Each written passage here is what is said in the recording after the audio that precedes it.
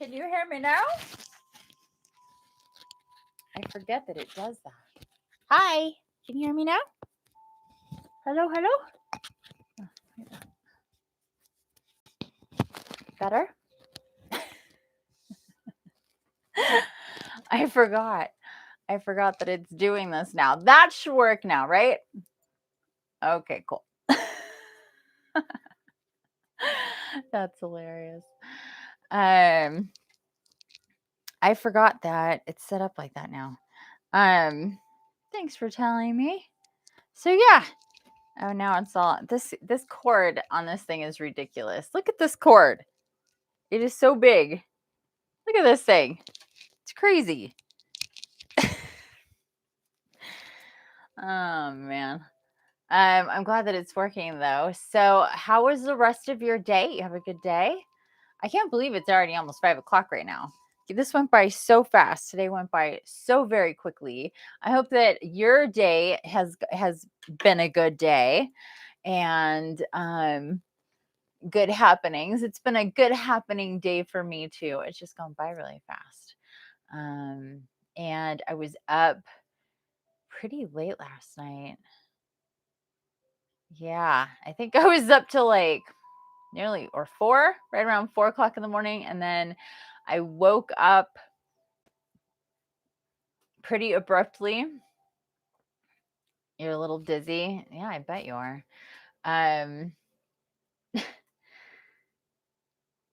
woke up just, it was, I woke up and I looked at my phone and it was 8:12 on the 12th. And that happens a lot. I think it was not last night, but the night before. I went to sleep really early. I go to sleep at all different times. It's bizarre. I could wake up before or go to sleep before. You never know with me what's it going to be. But the other day I went to sleep early and I woke up at 4:44 exactly. My TV was on, the Roku said 4:44. So anyway, I slept like 3.5 hours maybe. So it wasn't a whole lot. And then the morning went by really fast. Like I said, I had a healing today.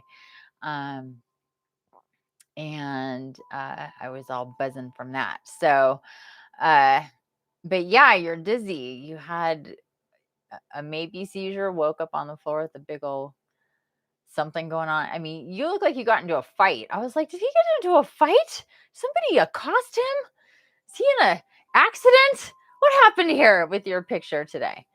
So, I mean, you hit the corner of it, like this is all swollen. You hit yourself right here on maybe your nightstand or something as you were going down, or I don't know if you figured that one out yet, but you got it pretty good. So yeah, I bet your head there, you are a little bit dizzy. So I hope you feel better. I'm gonna have to strap you in. Ready for bed? Put your seatbelt on. You're in the washroom? That's confusing. Now I'm confused. Now you've managed to confuse me. I thought how are you in the washroom?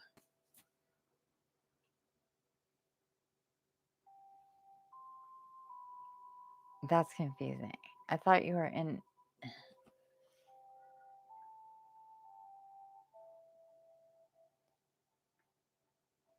No, I'm confused. I thought you said that you woke up on that you went to sleep and you woke up on the floor because you had a seizure.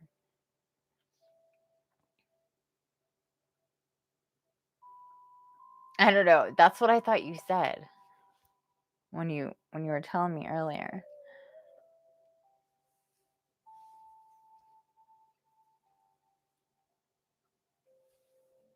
Like in the morning time.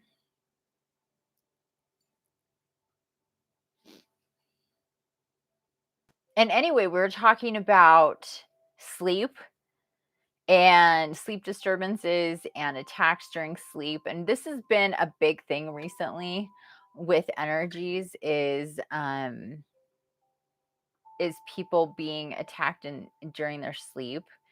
uh, it's keeps coming up over and over and over again. And ah, oh, okay, I misunderstood you.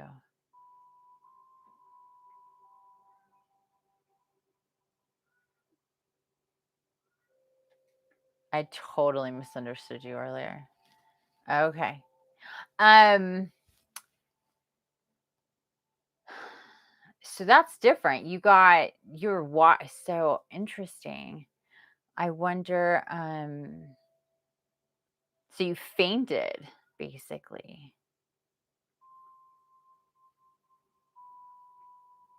Yeah, I misunderstood you. I thought you were sleeping and you woke up because you had a seizure and you woke up on the floor. So I misunderstood you.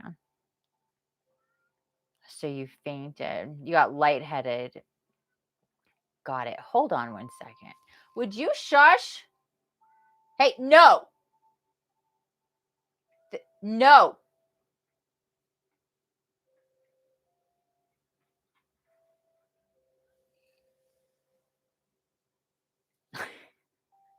That cat. It's just meow, meow, meow, meow, meow, meow. I don't know if you can hear that, but it's really annoying. I'm like, all right, I'm over you. Shut up, cat. Um, so you got lightheaded. Were you sitting and then you got up and you walked? Or did you turn or something? Because that's not, it's usually like that happens to me if I have low blood sugar. I go from seated to standing and I move real quick. If I'm overheated, stuff like that. I've only fainted once in my life where I full on fainted. I was really little, but I felt that like things getting dark. Oh, use was peeing. Oh, interesting. So I had that thing where it's like, oh, and things start to get dark, and then you like push it back, or like, no, that's not happening. Not gonna faint. I can push it back. It starts to get. That's happened to me a few times. Just like shit, it's getting dark, man. Like, please don't continue to go in that direction. That's not good. Yeah, I've only had it happen to me once where I couldn't fight it off. Oh man. But oh, use was a pin. Okay, interesting. You were peeing. Now, see, I feel like Magnum PI. I'm like putting this puzzle piece of your story together.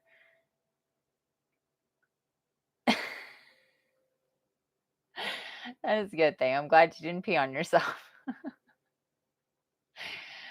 That is a good thing. Now almost lost your eye, but I'm glad you didn't pee on yourself in the process. That's a good thing. That would suck. Um, I guess you were done peeing. I'm glad that you did things in order. Anyhow, so it wasn't sleeping that you got lightheaded while you were peeing. Interesting. Um,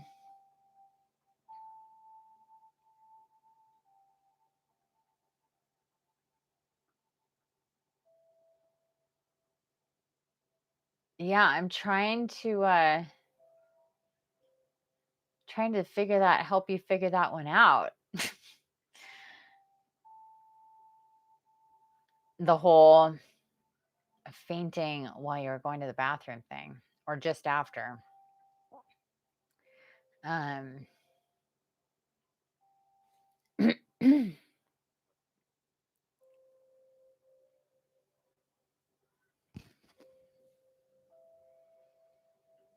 okay, so you were sleeping and then you got up to go to the bathroom and went, okay, well, there you go. And do you remember that pretty vividly, waking up to go to the bathroom? Was it one of those really quick things, or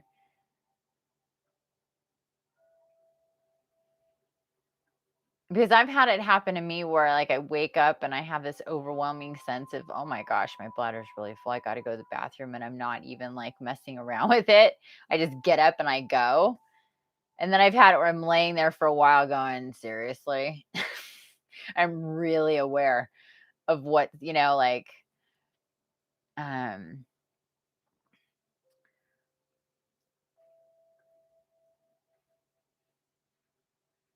well, in any event, what I'm getting from here is that it feels like you just, you weren't like all fully working back in your body.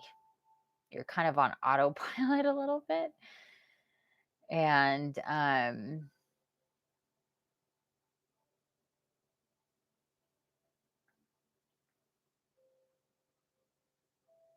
it was, it's almost like you're getting like back into back into astral before your body was ready or something. But it feels to me like when we were talking about it earlier, even though I misunderstood you, it felt to me like you were already in a state of, because I understood it that I felt it like you were sleeping and then you woke up on the floor. That's what it was to me. Like I was sleeping, I woke up on the floor. There, that middle part I didn't grasp. But nevertheless,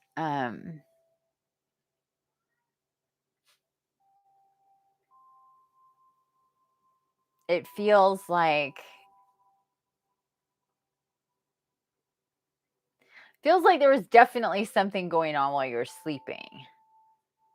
Do you remember at all any of your dreams or any of your vibe of that? Because it just feels to me like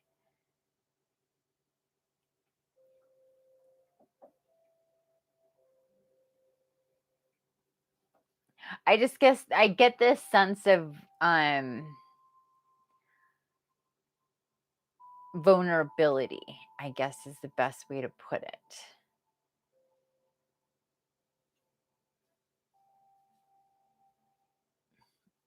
The Got it. You remember the beginning and the end, but nothing in the middle. Interesting.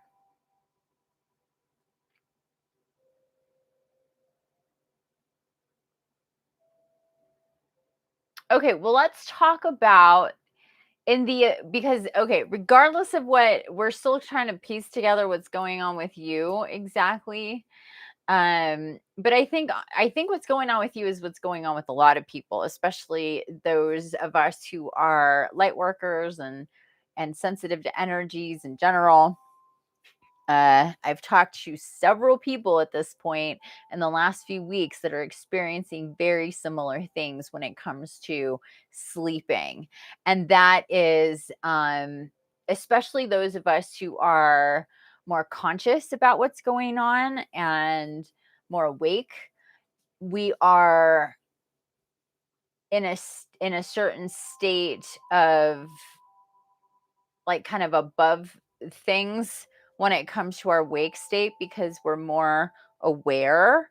So we're not so susceptible to fall into patterns of fear that a lot of the collective might when it comes to like the pandemic and stuff. Not that there aren't, moments where things may come up for us too, because we are human. But I think for the most part, when it comes to the people that are more awoken, they they're maintaining a level of, they understand things, they see things, they get things a lot more than the person who isn't. So they're not susceptible to um is easily being influenced to have a lower, like, get your vibration kind of shaken up. Unless, of course, you come into contact with other people who have a very low vibration, and then you start to handle and deal with their energies, and that can lower your vibration depending on the situation and for how long, et cetera, et cetera. So, getting to the sleep thing, we tend to, when if we're not fully aware and protected, and even if we're more awoken and have a better understanding of things, we can, or some people can, be a lot more vulnerable in their sleep, because you're essentially, just more vulnerable when you're sleeping to energies. There's a lot of negative based, fear based energies going on, uh, and within the collective, and we've talked about this, keeps coming up. And we also talked about, I did a podcast last night about this, about at 2 in the morning, about, it was the devil card, and a lot of that has to do with illusionments and fear and stuff like that. And so right now within the collective, there's a lot of fears being brought up.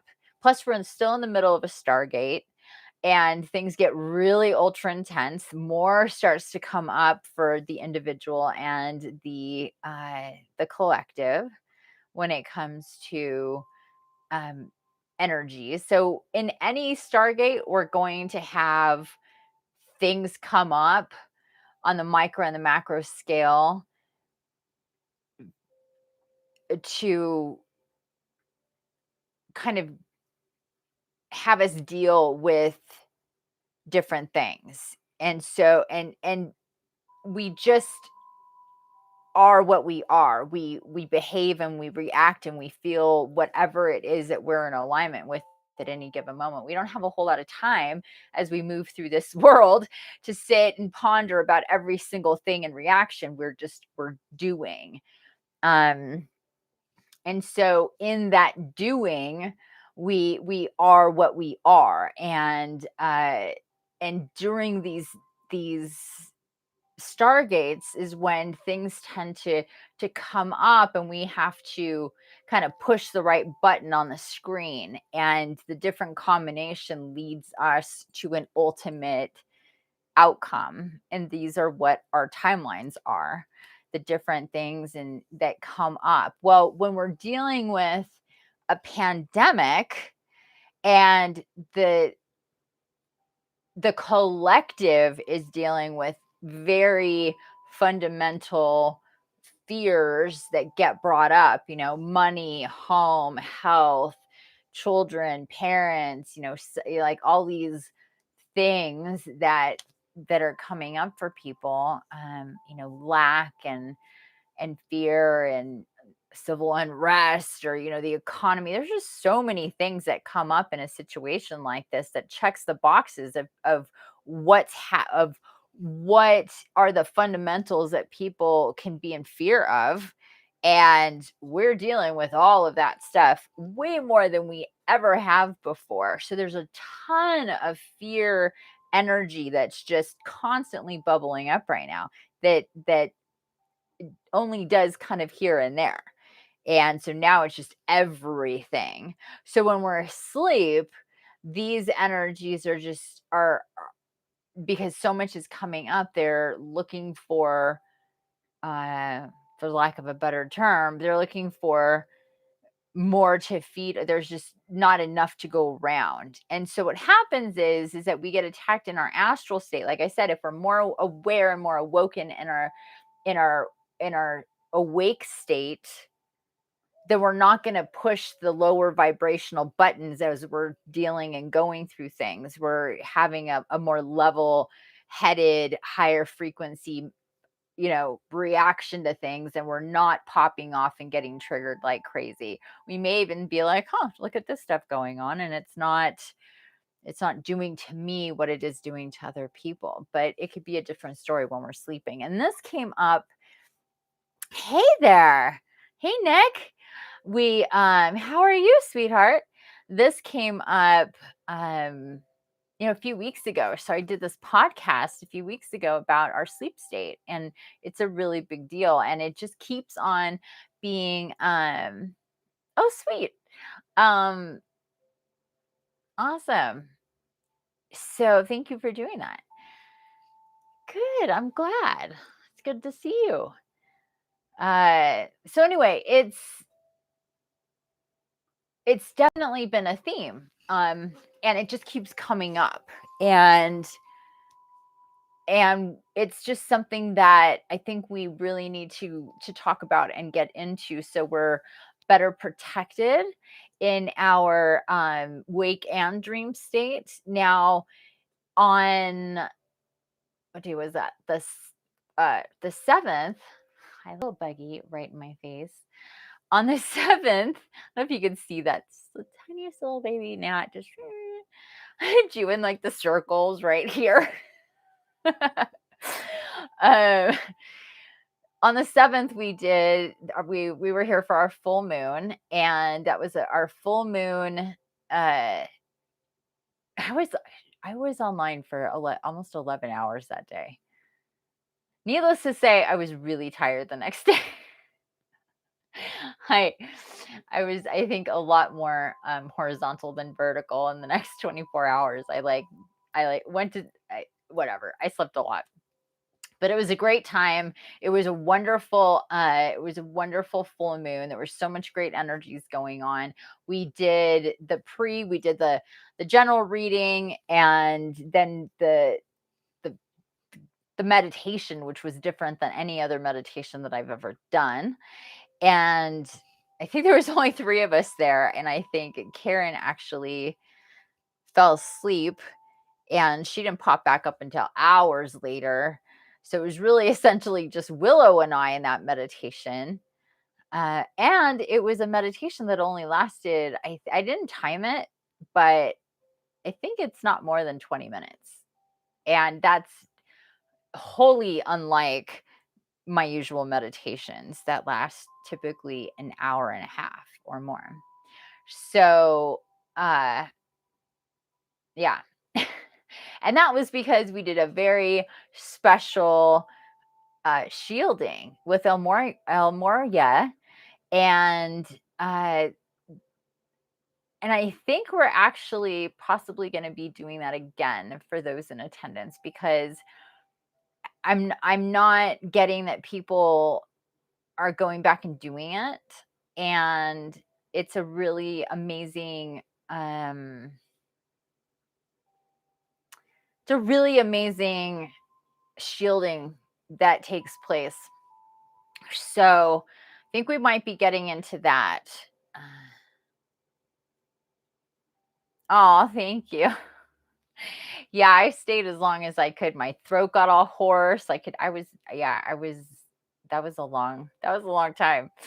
It didn't feel like it. It never does. It never feels as long as it is. But I had 2 feeds that were almost, uh, that were over, like, or right around 5 hours each. That was a long time. That was a long time. It was a lot of fun though. Uh, yeah, when you came in, I think you were the very first person that came in. I think Willow and I were getting close to saying goodbye. Honestly, I think we were maybe 5 minutes from being like, "All right, peace out." Uh, and then everything changed. Once you came in, other people came in, and it turned into something else completely. And I ended up doing one card readings for, like, I think 6 or 7 people, or I don't know. I lost track. It was fun though. It was really cool. Uh, and that was that was even different. Everything about that live and that night was very different. I can tell that the more that I'm slicing into it, I'm like, that was really different, and that was really different, and this was different. Because I usually don't do readings after the meditation, I do them before. And I usually do way longer meditations, and people don't usually come in on the tail end, they come in the beginning. It was just, everything was just, it was nuts. Yeah, it was. But it was really, really fun, because it was and usually it's like I'll pick a deck for somebody, or the person will I'll tell them they can pick if we're doing that. But that time it was all of everybody's cards are being pulled from the Dragon Fae Oracle, and that was really cool. And they were all like on point. And then of course what I was getting about people was pretty good too. So that was really fun. Yeah, that was interesting. I couldn't even keep up there. Honestly, I was like, I don't even know what's happening there. It felt like a language I wasn't even picking up on. But yeah, you could raise your hand and just be like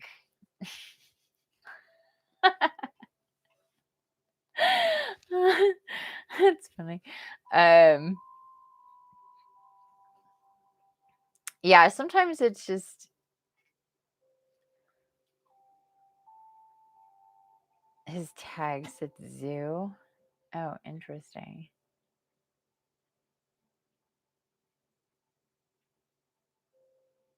Huh.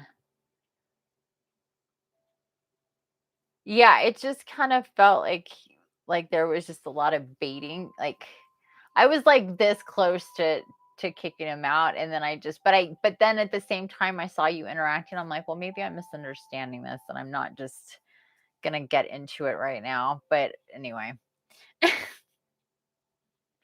it happens with people sometimes. Typically, this is a pretty cool space, and I don't get a lot of riffraff and people being rude. Every once in a while, but typically not. So anyway, back to this sleep and dream stuff. So Kevin, you've been having really intense dreams lately as well. Yeah. So this is something that's been going on with people. Back to the dream stuff.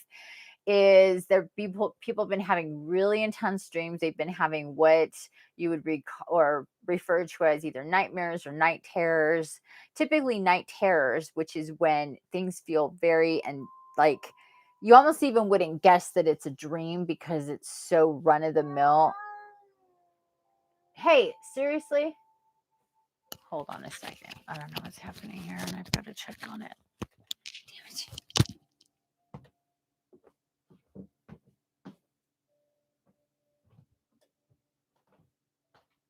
What? Stop that. Stop it.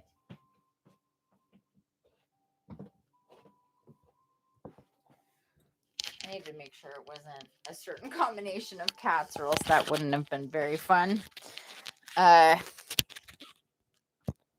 So anyway,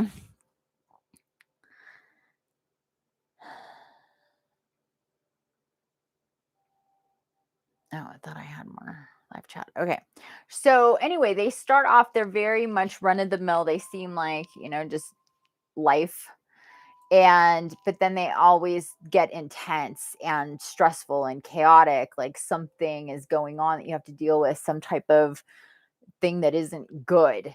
And it's not restful sleep. It's just super, super intense. And it's not the type of intense where it's a good intense where you wake up and you're like, wow, I was really busy in my astral state and in a good way. It's more like I woke up tired because I was being kept busy, and that's the psychic attack kind.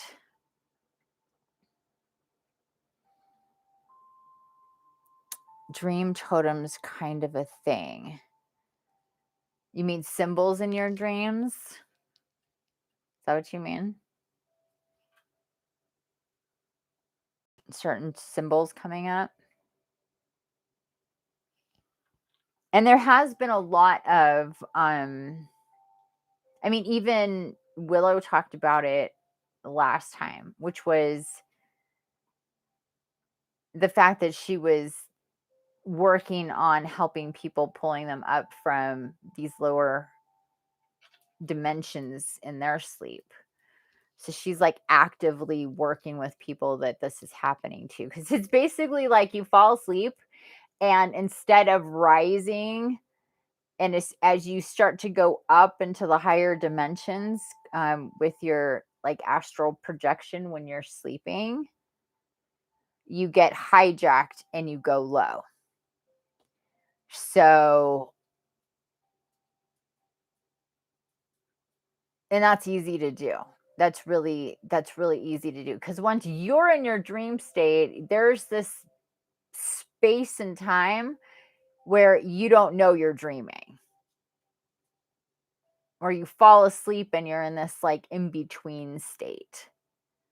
It's kind of like what we were talking about, where I said, I've talked about it a couple times, the movie Inception. And speaking of totems, there's that's a really good movie to understand levels of consciousness and being confused within the dream, and the different and how time works with your levels of consciousness. Just like when we've done our meditations and they're 2 hours long and they feel like they're more like 45 minutes. We're not working with the same set of circumstances and energy and time. So, I mean, that's a thing. And our different levels of consciousness take us in different places. Those densities have a different sense of time too. So the higher we go, that's a different way we experience time. The lower we go, that's a different way we experience time, and our understanding of what reality is. So it's really important to not go low and to be in control of where you're going once you fall asleep and you're leaving your body. Um, you can almost guarantee anytime you get back into body in a jolt, you know what I'm talking about? When you have that shake in your body, you're landing in your body kind of thing, really suddenly like that. That's when your soul comes back in a body really, really quick. And that's typically because you were in some lower density place and you had to rush back, and like your body got like there was some type of and you like came back in a body real, real quick.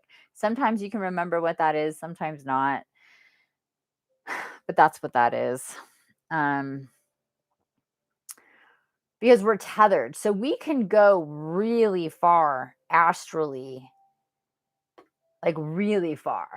We can fly and go really high, really far in our astral meditation state, as you know, and in our dream state. We're just that tether, that cord is really infinitely long. It's just it goes as far as we take it, truly. So this is why, like, a lot of times we're called to go to sleep during the day. um, and this has been a thing for the light body in the last year. It's been a big deal because we've been dealing with a balancing of energies, and there's things that are going on during our normal wake hour state that we need to be out of body for, in a really real way, that we're not even conscious of what we're doing necessarily. We just have these things that happen that make it so we must be asleep. We must go to sleep, and we just get super tired. Um it especially had an uptake in that for the collective starting in July of last year. So where are we now? April.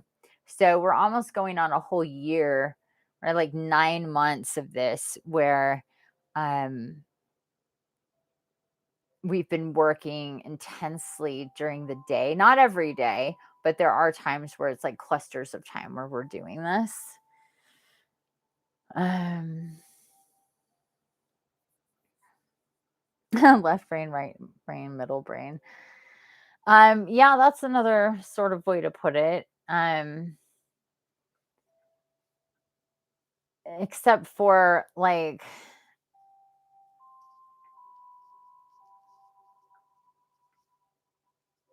our brain is processing in such a different way than when we're conscious. It's such a different way to process. We're not even fully aware of what's going on. but it is still part of the layers, the levels of consciousness and what we're doing. So anyway, um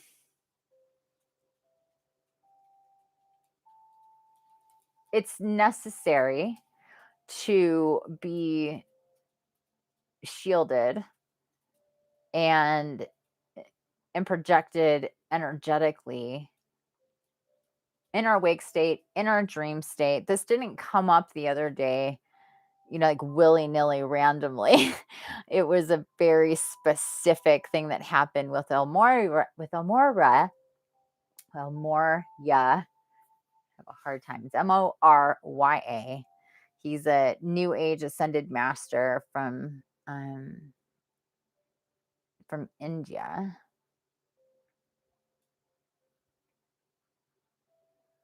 Is that why when in around some people they seem to get tired?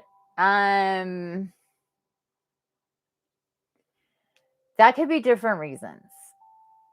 Typically, they'll start siphoning off of you. They'll be creating physical reactions in your energetic body if they're possibly more low vibe.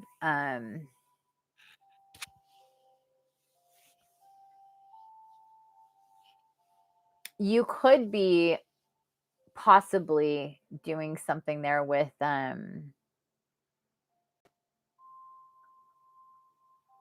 getting people, like, I don't know, I'm not sure exactly what you mean by that. Your energy doesn't change, but when you're around some people, they get tired. I guess it would have to depend on, yeah, I'm not sure about that.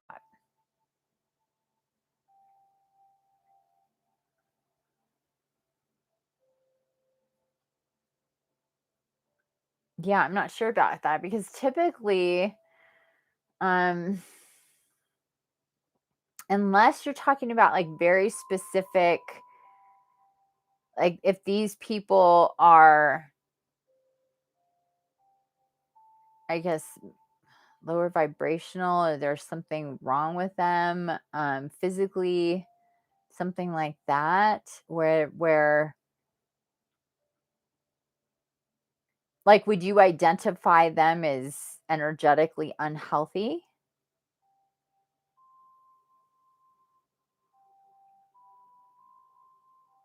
Because there are different ways. It could be that they're being um kind of shut down around you. So it's kind of like your energy is kind of,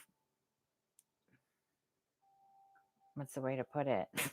Your energy is literally like turning theirs down because your energy is overtaking their energy to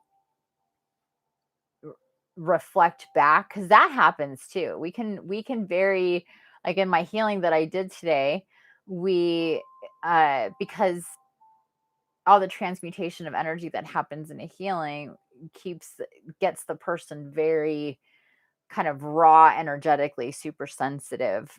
And I don't just mean like emotionally. I mean, just like sensitive to energies. There's times where you're like super sensitive to energies. Well, when we go through a healing and we strip out all of this negative energy and we regulate and we do all this stuff, the person's always just really like, and it's none of it's negative. It's just a very, you're cleaned out of so much energy that like it doesn't take much for you to feel energy. And so during the process of acclimating to that over the next few days and weeks, we put in place a an anchored reflective shielding. So what it will naturally do is reflect back energy to the people that come into contact with you. So it's just going to send back what they're putting out. So if they start to if they s- if they start to get tired and all of this stuff, it's just because their energy is trying to extrapolate energy, but it's coming back to them. So it's doubling up what they already have, making them extra tired, if that makes sense. So if you witness that, and I know we've worked with mirrored shielding before, and you do that, so that could be what you're doing, is you're reflecting back their energy to them, and it's causing that reaction. So that could be it. If that's something that you're actively doing.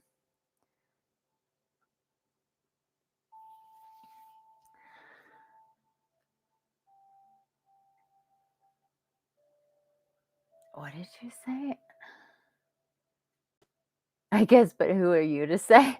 What if they are trying to put their light into me, so to speak, and it backfires? You're so.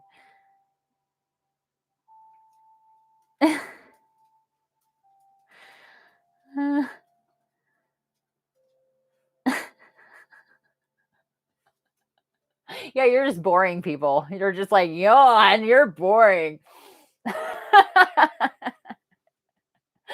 That's hilarious.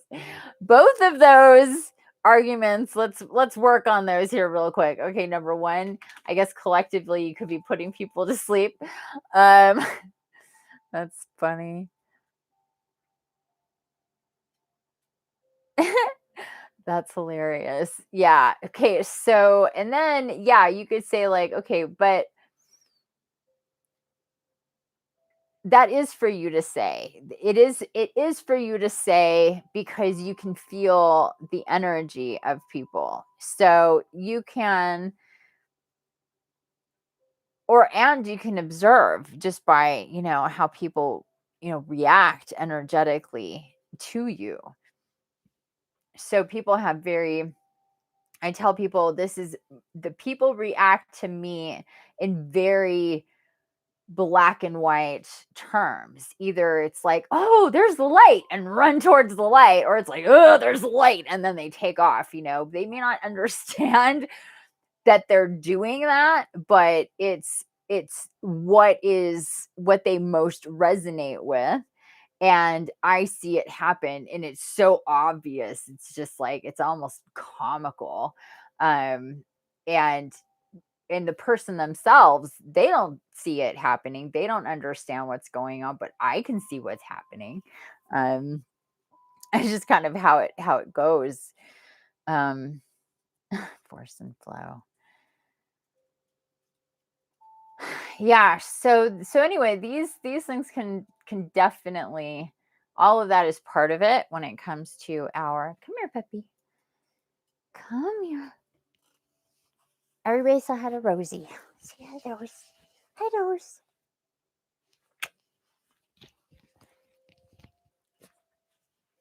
Okay. um just like Yoda. Yeah. Yes.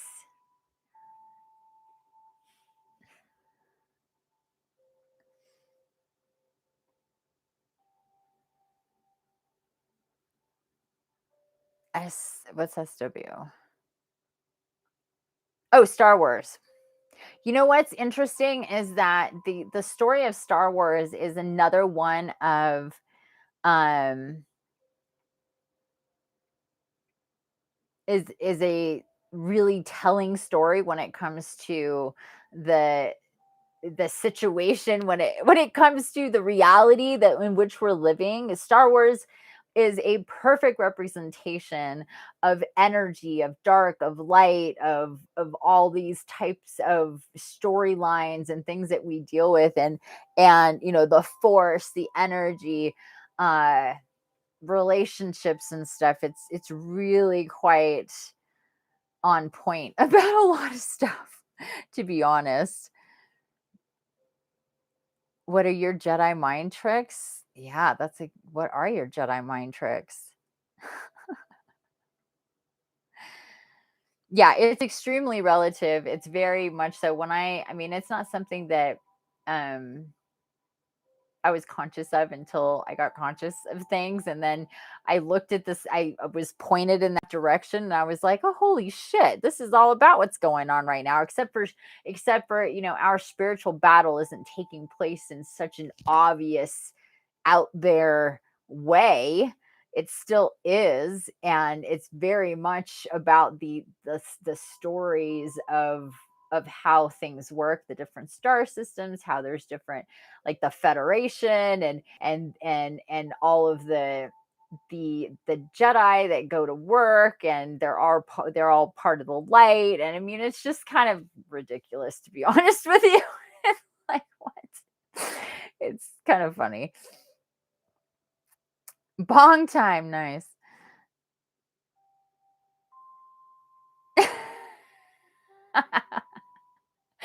That's that's Kevin's Jedi mind tricks, is smoking weed. Oh, I love it. And chilling out. You're so funny. Yeah, mine too, actually. I know. I know, right? Total nerd. I can't help it. It just is what it is. So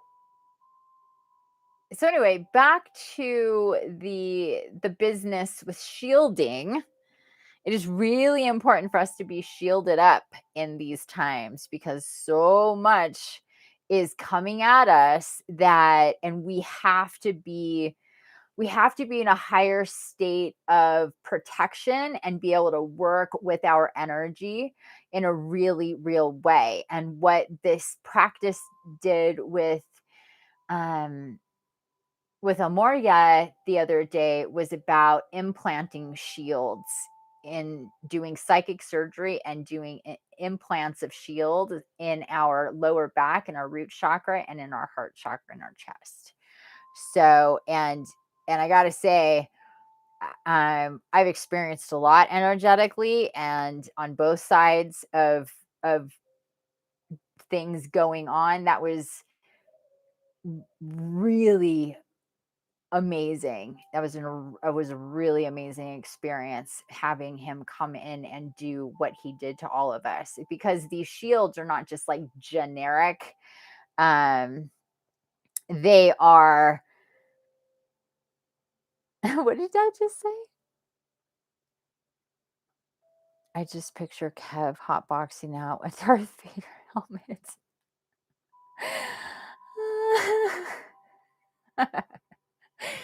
You guys are funny.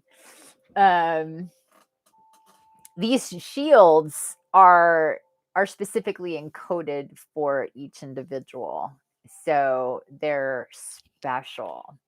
And I gotta say, since how many days ago was that?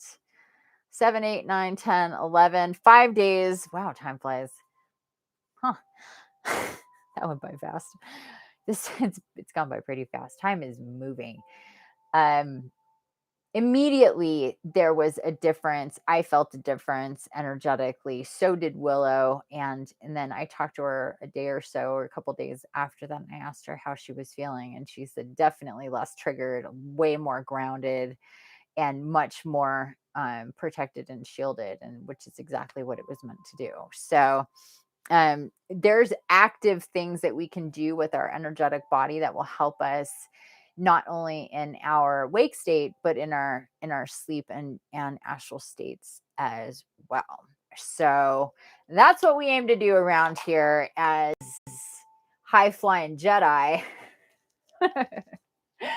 um, we get into protection. Protection is a big deal. Protection is not something to be taken lightly and willy nilly and just like, okay, I'll do my like whatever shielding. Especially now, we need to take all this stuff extremely seriously. We need to take our health in general seriously right now, and work on boosting our immune system, and working on shielding our energetic body is part of that process. Of course, the higher vibrational you are to start with. So that's also something that when I working with my client, she was like, look, I know I'm vulnerable in the chest. I know I'm vulnerable in the heart chakra. I've had these things and come up, and we definitely check those boxes. But aside from that, she's like, with this whole pandemic thing, I know I want to be as strong energetically as I can. And that's the way to look at what's going on right now. This is the time to think about what is happening with the body and how healthy you are energetically, and what you're carrying around already that's already a detriment to your physicality, to your spirituality, and to you energetically. These are all things that are very much that can be very, very vulnerable. But when they're in alignment and they're all running at a really high frequency, and you have your chakras opened up and doing their thing, you're definitely when I say doing their thing, it means that we don't have one chakra, two chakras overcompensating for a couple of other chakras because you don't know how to manage your energy, and you're just a constant source of of this like leaking energy is what the way that I like to look at it. It's like leaking of energy. So most people are leaking energy, and they're hosts for entities, and they're not fully in control. And if we really take a look at and kind of pull apart the layers of their lives in different ways, we can identify these things pretty quickly. It's just that people don't see things in those terms. So while somebody might through outward appearances may look really energetically healthy, that's not necessarily the case of what's going on. And these different components are really important when we talk about, again, our immunity and our health. So it's something to definitely take into account and work on very proactively, is energy clearing and healing and shielding.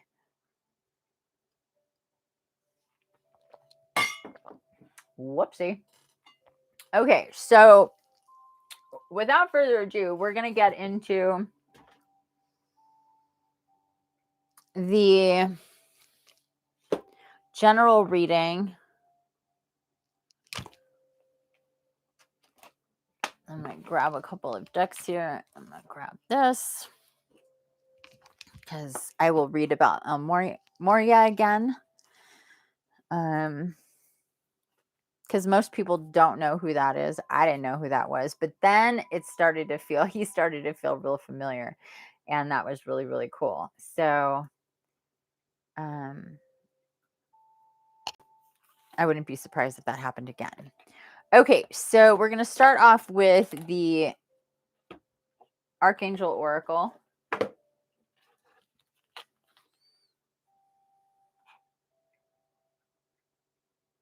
Wait, who? Here, I'll write it. Aw, thank you so much. Oh, I'm not writing anything. There we go. Moria. Hey there. Hi, Karen. I was just thinking about you. I was like, I wonder where she's at. Am I going to have to text her? Hi, dear. Hello, hello.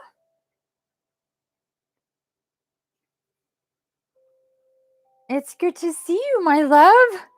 We're just now getting into cards. We were just talking about, and I've meant to, and I haven't really talked to you at all since the middle of the night. You came in like towards the end of when I was leaving after 10 hours. You're like, you're still here? I'm like, I am still here.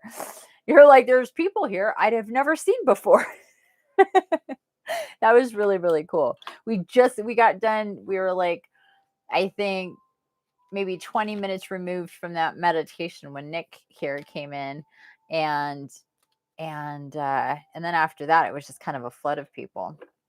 And that was really, really cool. So, um, yeah, hey there, my dear. How you been? And how I want to know if because I was talking about the meditation that we did with El Moria, and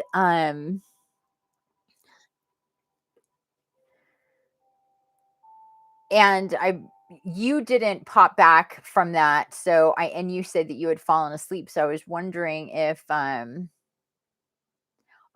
thank you so much.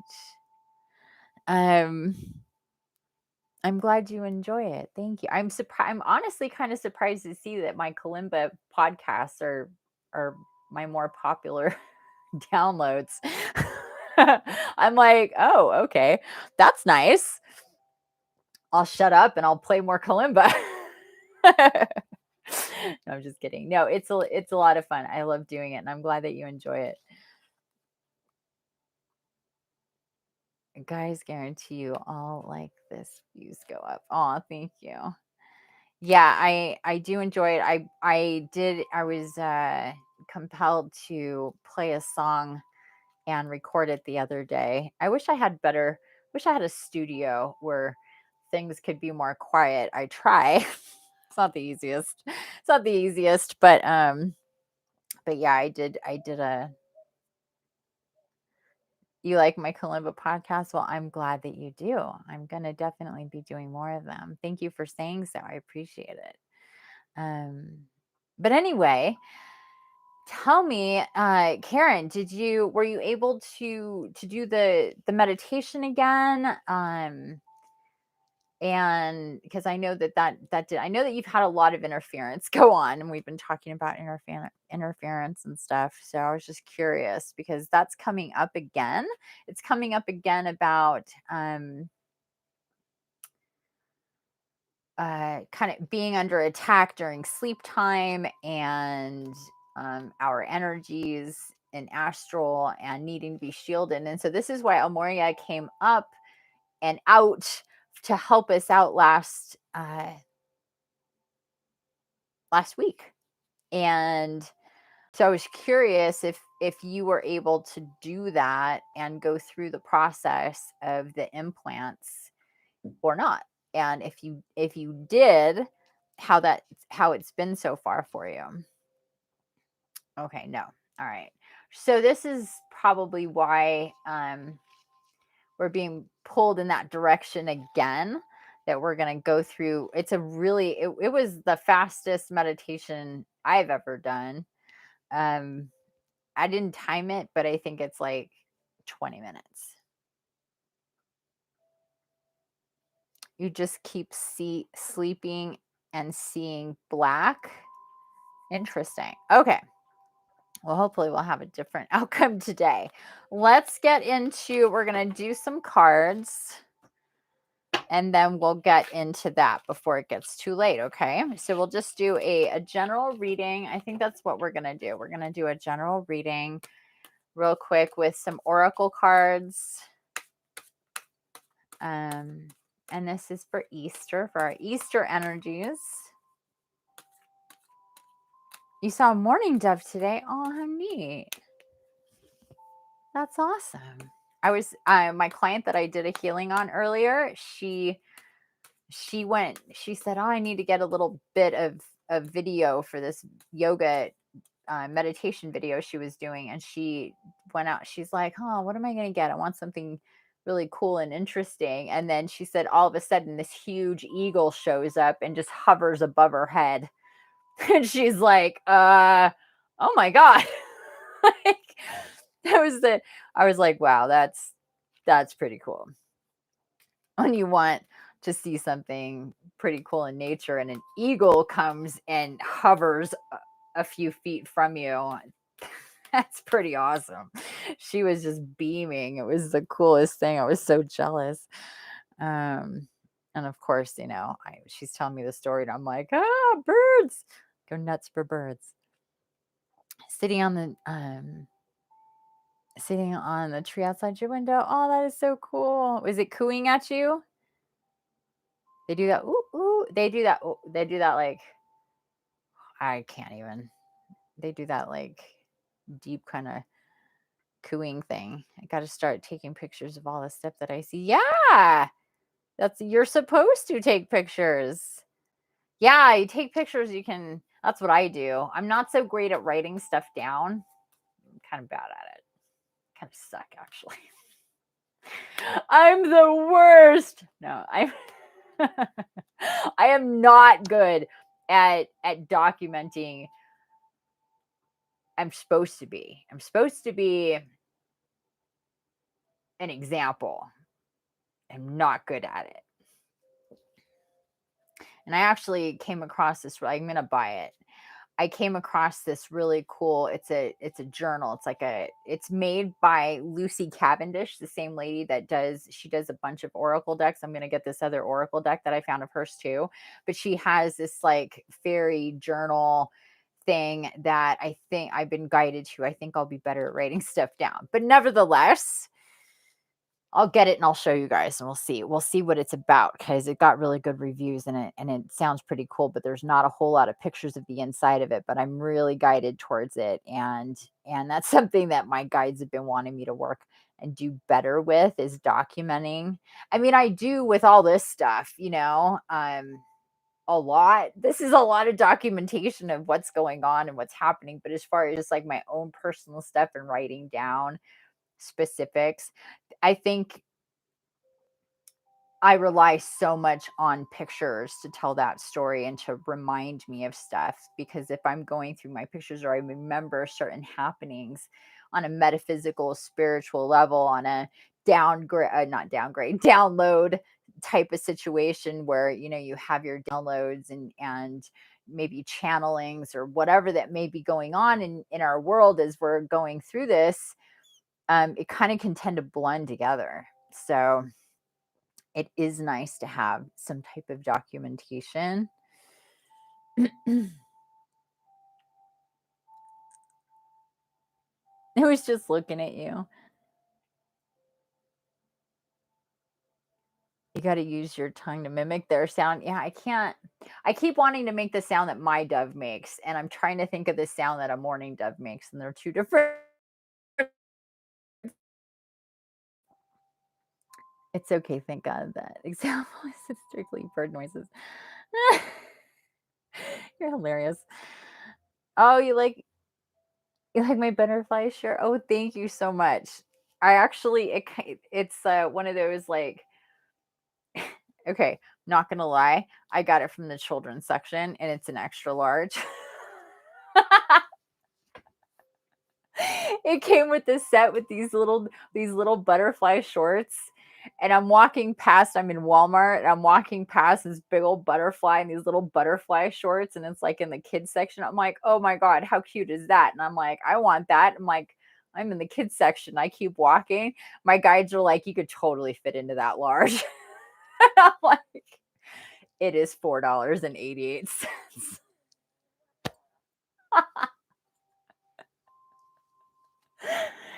So I bought it. And honestly, it's been hanging there ever since like the summer. Or spring, I can't even remember. It's just been, and I walk by and I look at it all the time, and today's the first day I put it on. I just took the tag off of it. It does fit. It totally fits. I was like, oh, there we go. That sounds good for today. It's springy, right? The whole like, I know. It's just this big, huge one butterfly on the peach shirt. It's all glittery. It's like, it's almost just too much. Can you tell it's for a little kid? It's like for a child this big. I'm not kidding you. It was totally in the kids section. Oh my God, I die. I'm like, yeah, it will fit me. Oh.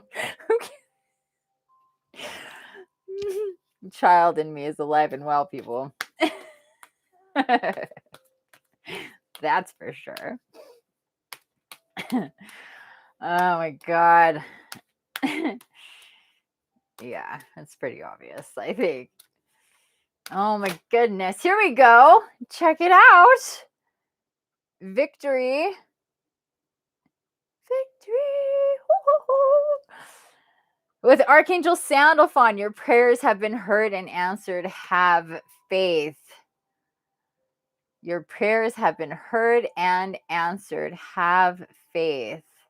Thank you. I rock it. Thank you so much, Nick. I can rock some childware.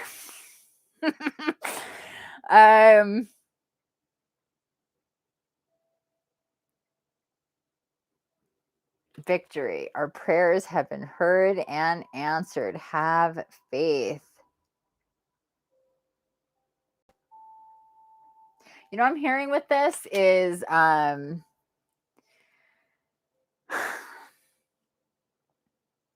lot more people are getting really in tuned, if even a little bit, with their spirituality. We're definitely feeling an uptake in this. People are being compelled to do all sorts of really amazing charitable things for each other in this new paradigm, and they are being used. People are being used to bring in the prayers that need to be answered for other people. So there's a lot of that going on. Hopefully people are feeling that. Oh, geez, is there really? Oh, that's funny. There's a rapper that tried to make little girl dresses. Yeah, I can see, depending on the rapper, that going off like real creepy. That not landing very well.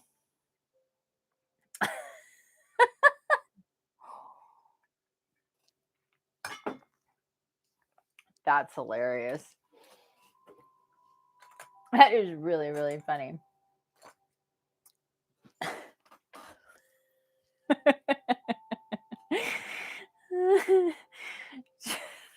That could go back bad. That could be really bad. Anyway, he's like, yep, that could be pretty bad. Okay, I'm getting warm. Yeah, cringy. Okay, so anyway, back to this. A lot of inspired creative energies going on with, we're just being told this right now, and especially it being Easter, people having to deal with, especially if they're into going to church and their rituals, even if they don't normally do that, and Easter is one of their days. It's kind of like one of 2 days a year for a lot of people that they actually go to church. And for a lot of people, they're not able to go to church. Hopefully, there are churches that are in fact still open, which is crazy.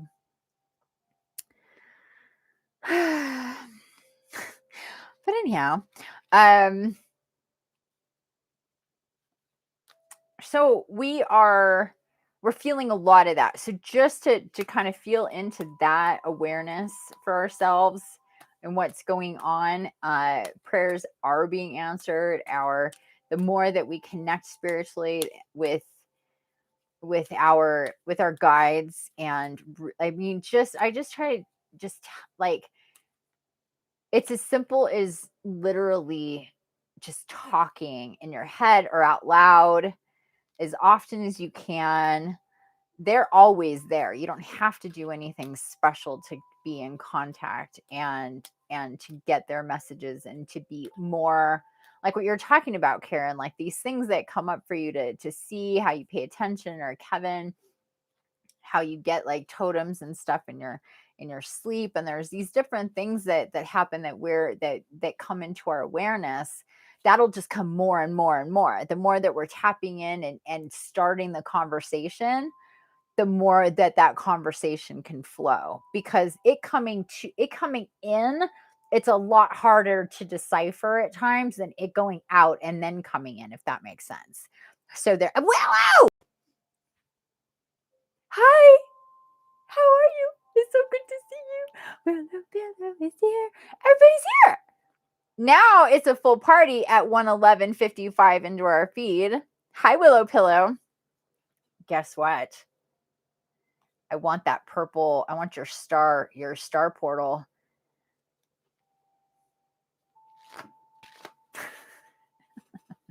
I need that. I need it. It took me some times. But I've been mulling it over. She has so many amazing portals for sale. They're so beautiful. And I'm so I want them all. It's like, what is that? The Transformers? Gotta collect them all. That's how I feel about her portals. I'm like, every time I see one, I'm like, gotta have it. Gotta have it.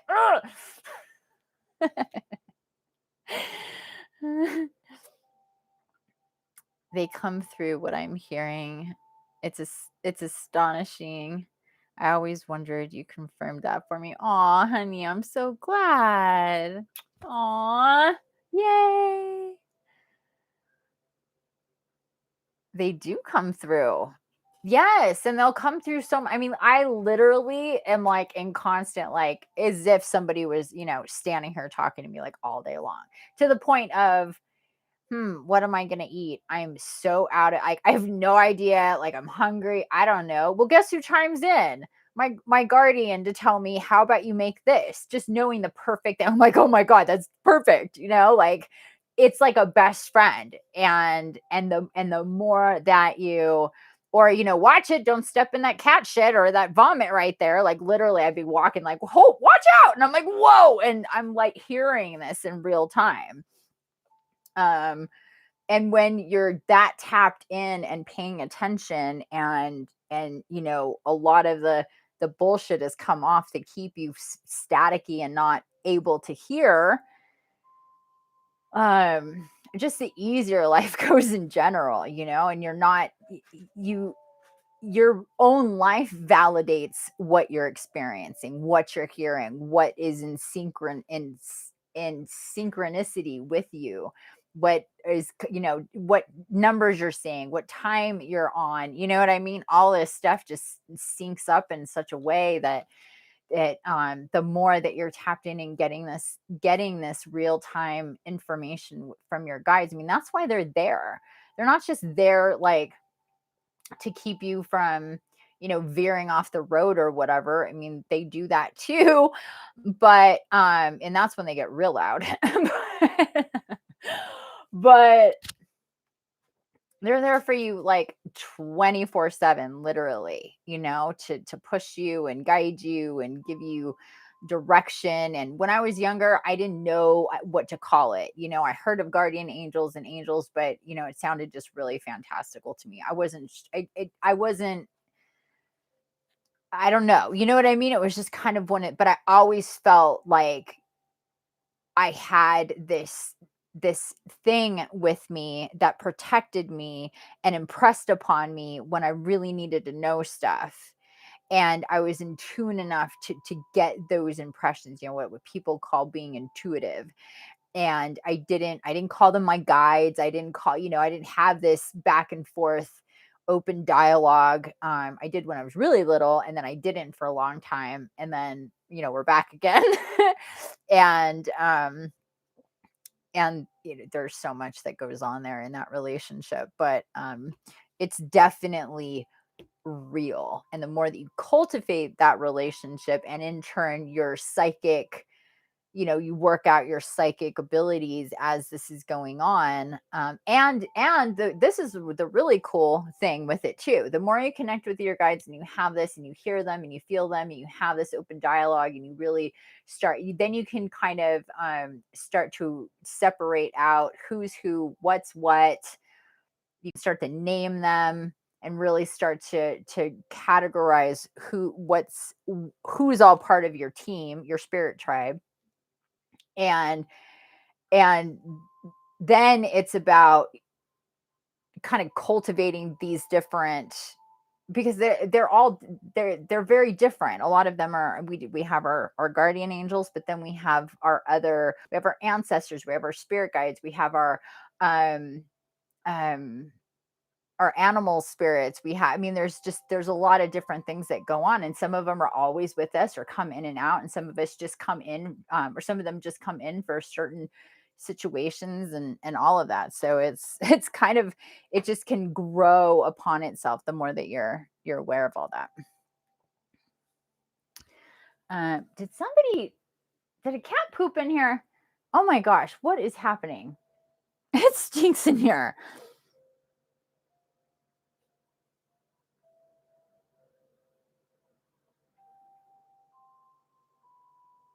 Kevin was here. Yeah, I'm pretty sure he fainted when he got up to pee last night, and he bonked his head right here really bad. Willow's portals are amazing. It's been building so much to the point where I'm expecting things in people. It makes kind of anxious though. Yeah, you have to understand it's like that's where it could be really cool, really cool, but we can't let ourselves get too far ahead of where we are physically, because we are energetically way far ahead of where we are um physically, in the physical. So we'll get information from way out there in time. We'll feel it in this time, and then we'll get anxious for that time. Does that make sense?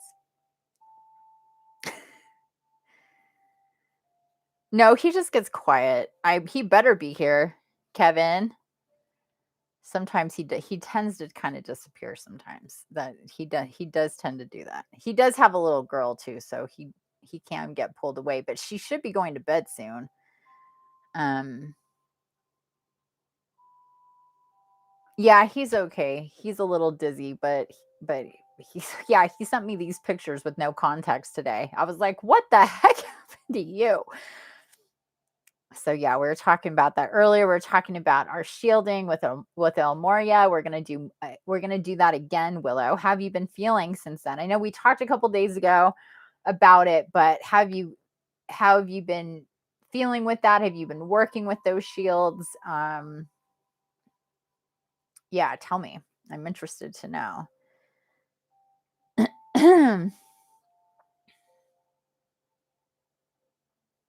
Yeah, he got up to go to the bathroom, and then he must have been done peeing, because he said very explicitly he did not pee on himself when he fell. He woke up on the floor, and he has this like gash over his eye, and his eye is all swollen because he fainted. Yep.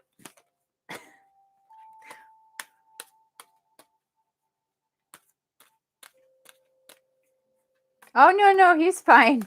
Oh no, he's fine. Don't worry about Kevin. He's pretty tough. He's good. Don't worry. He's a fun, cool dude, and not that he's sensitive, but not that sensitive. Don't worry about it. No, I think he's still here, or he just tends to get quiet, put the phone down, and or he could have maybe had to go take care of Peyton real quick, but um hopefully he'll be back. He should really do that meditation we're gonna do. Let's see if he is.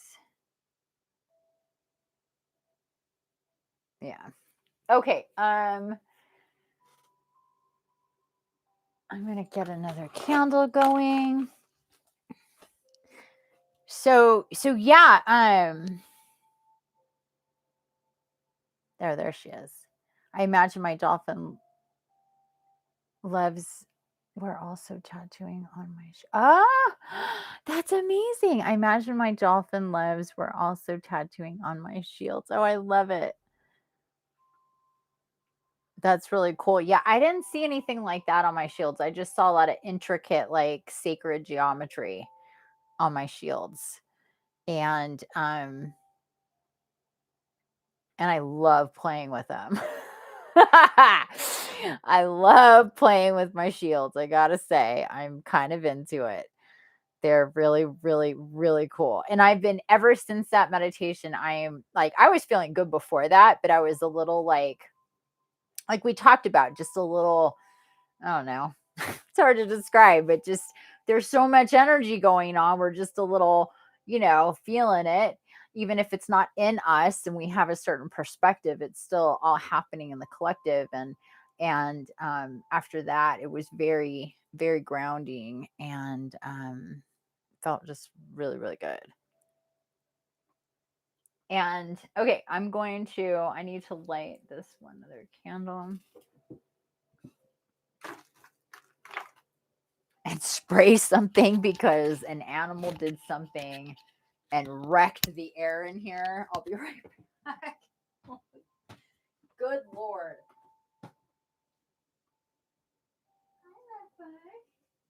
That wasn't you, was it? Where's the poopy smells coming from? It's so bad.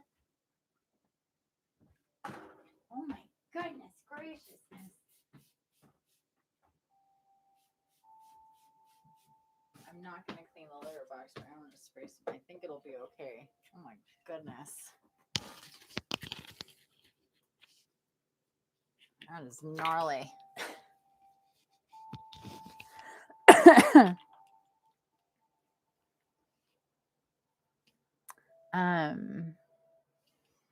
Yes, light language encodements, and then expanding and expanding them on a personal, planetary, solar, galactic, universal level, just to stretch them out. I know, isn't it feel awesome? Since he said they could expand. Yes, exactly.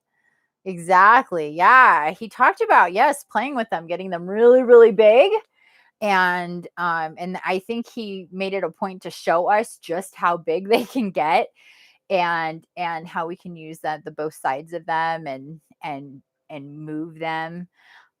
So yeah, very much so. So good. You're having fun too. I'm glad to hear it. I'm glad to hear it. I like to, yeah, it's been definitely, and he told us to do that. So it's good. I'm glad that you're doing it. And we're just going to, that's going to be part of our deal today as well.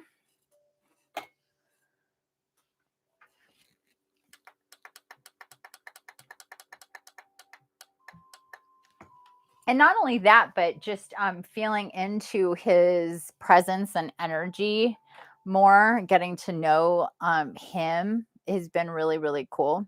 See, there he is. He's back. Hey, you. He's good, see. He's good.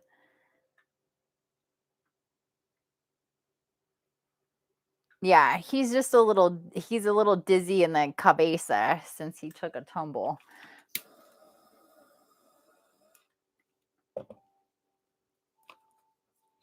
Okay. Alrighty. I'm going to continue here. So we got victory. I know that's what I said. I said, well, you have a huge gash on your forehead, but it's good you didn't pee on yourself.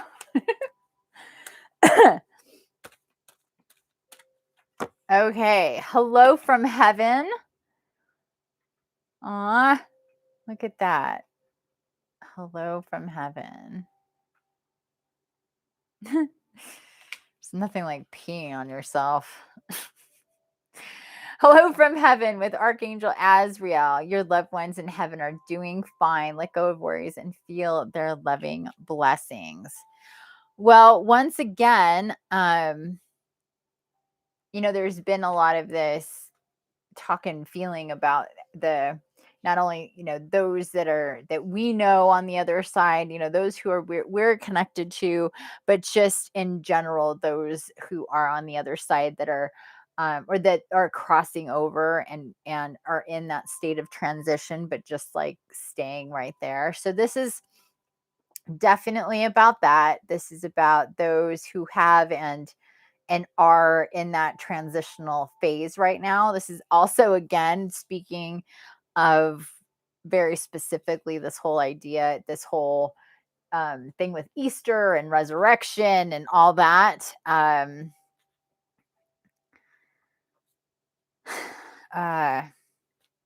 When we have for the collective, next card, chakra clearing. When we have for the collective a day where a lot of people are just thinking more spiritually, and this year is different than any other year. Every single Easter, there's a certain vibe and a certain energy that is attached to it because of it being Easter, because of it being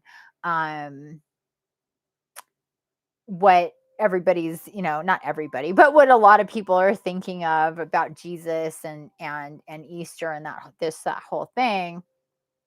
But now it's even more so because the the idea of people and their own um their own mortality or those of loved ones is really high on the minds of people, that's for sure. So that's a really big thing um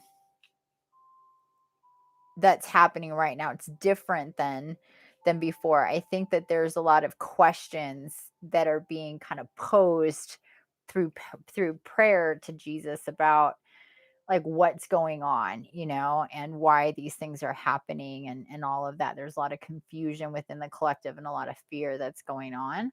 So it's just good for us to be aware that the energies on the other side are to help those in the collective manage this energy, because it's not like anything we've seen before. And so there's just so much of it. And for us to work with our energy, those of us that are awake and plugged in and understand these things more, like working with Moria, shielding ourselves and working with these types of energies at this time, so we can be of better help to the collective as things come on.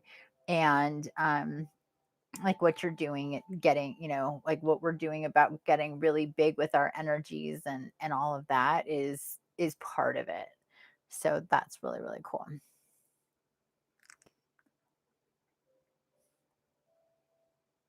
Yeah, see, I told you he'll just kind of he'll be there but not be there.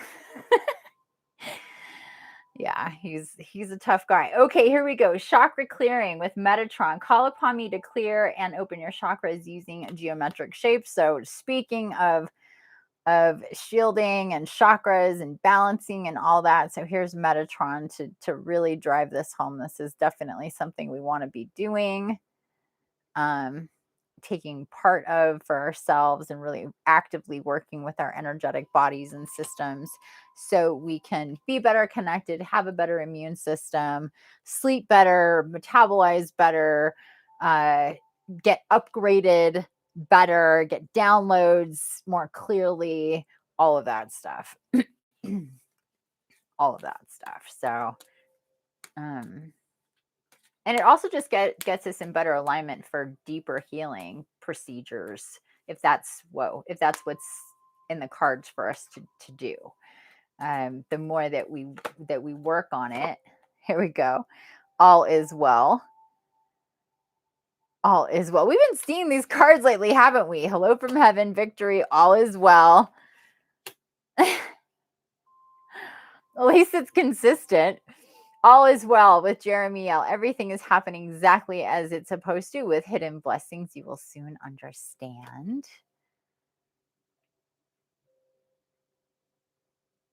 All is well. I love that. All is well. Thank you. I know. Isn't that awesome? I love all is well. All is well. Everything is happening exactly as it's supposed to. We got victory.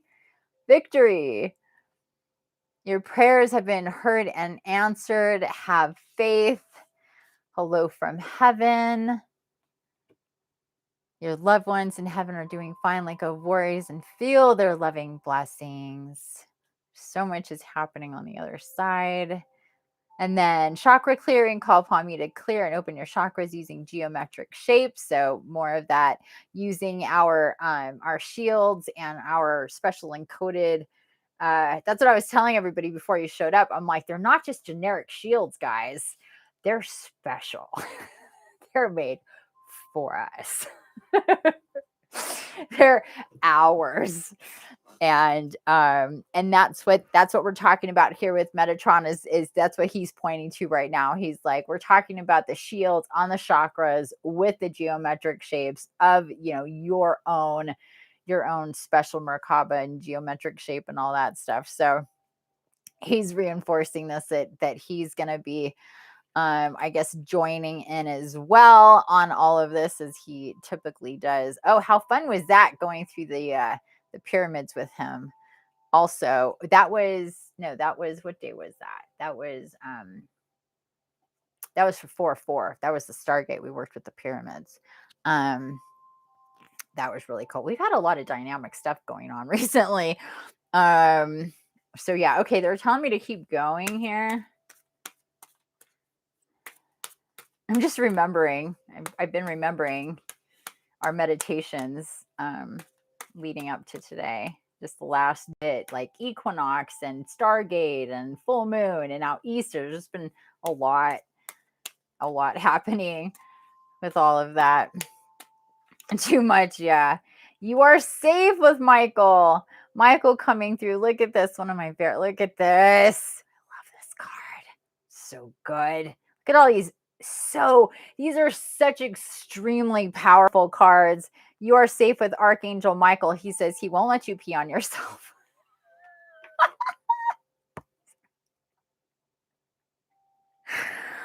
Oh, he's funny. I'm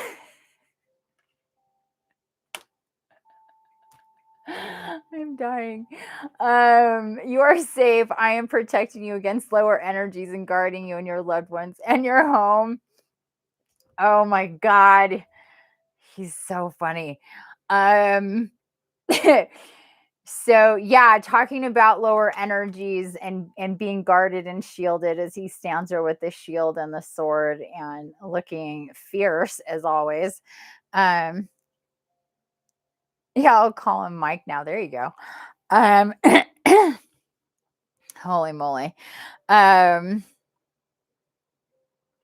so more about shielding and clearing and calling in our divine counterparts to help us with our protection. I'm hearing that this is definitely a theme and something for us to really get into, and we're going to be getting into it more and more. So that's good to know. So here we are with Michael. You are safe. Move slower when you get up, please. That is a direct request from the Archangel Michael to all in attendance. Please move slower when you wake up from Astral so you don't get lightheaded.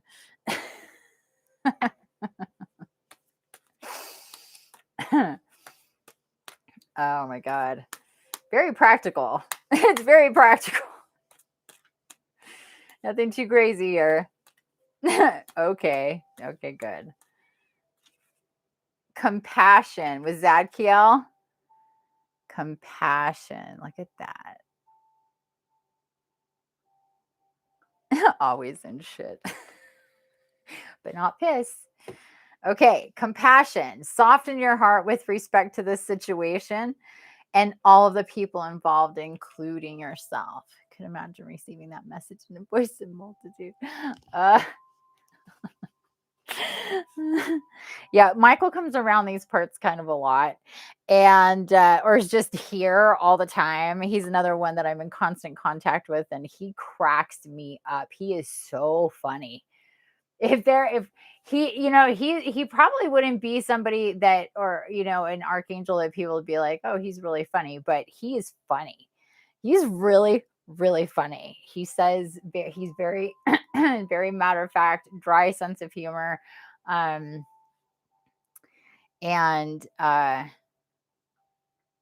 likes to he likes to poke fun, because laughter, if you listen to my podcast for last night for the devil card that we got into, that's a really, please listen to that if you haven't listened to that yet. And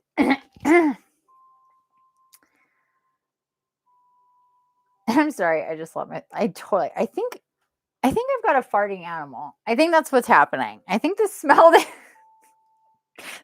that keeps like hitting me is a farting animal right here. I swear to God. It just keeps coming in waves. What is happening? Sorry, kitty. Sorry. Jeez Louise.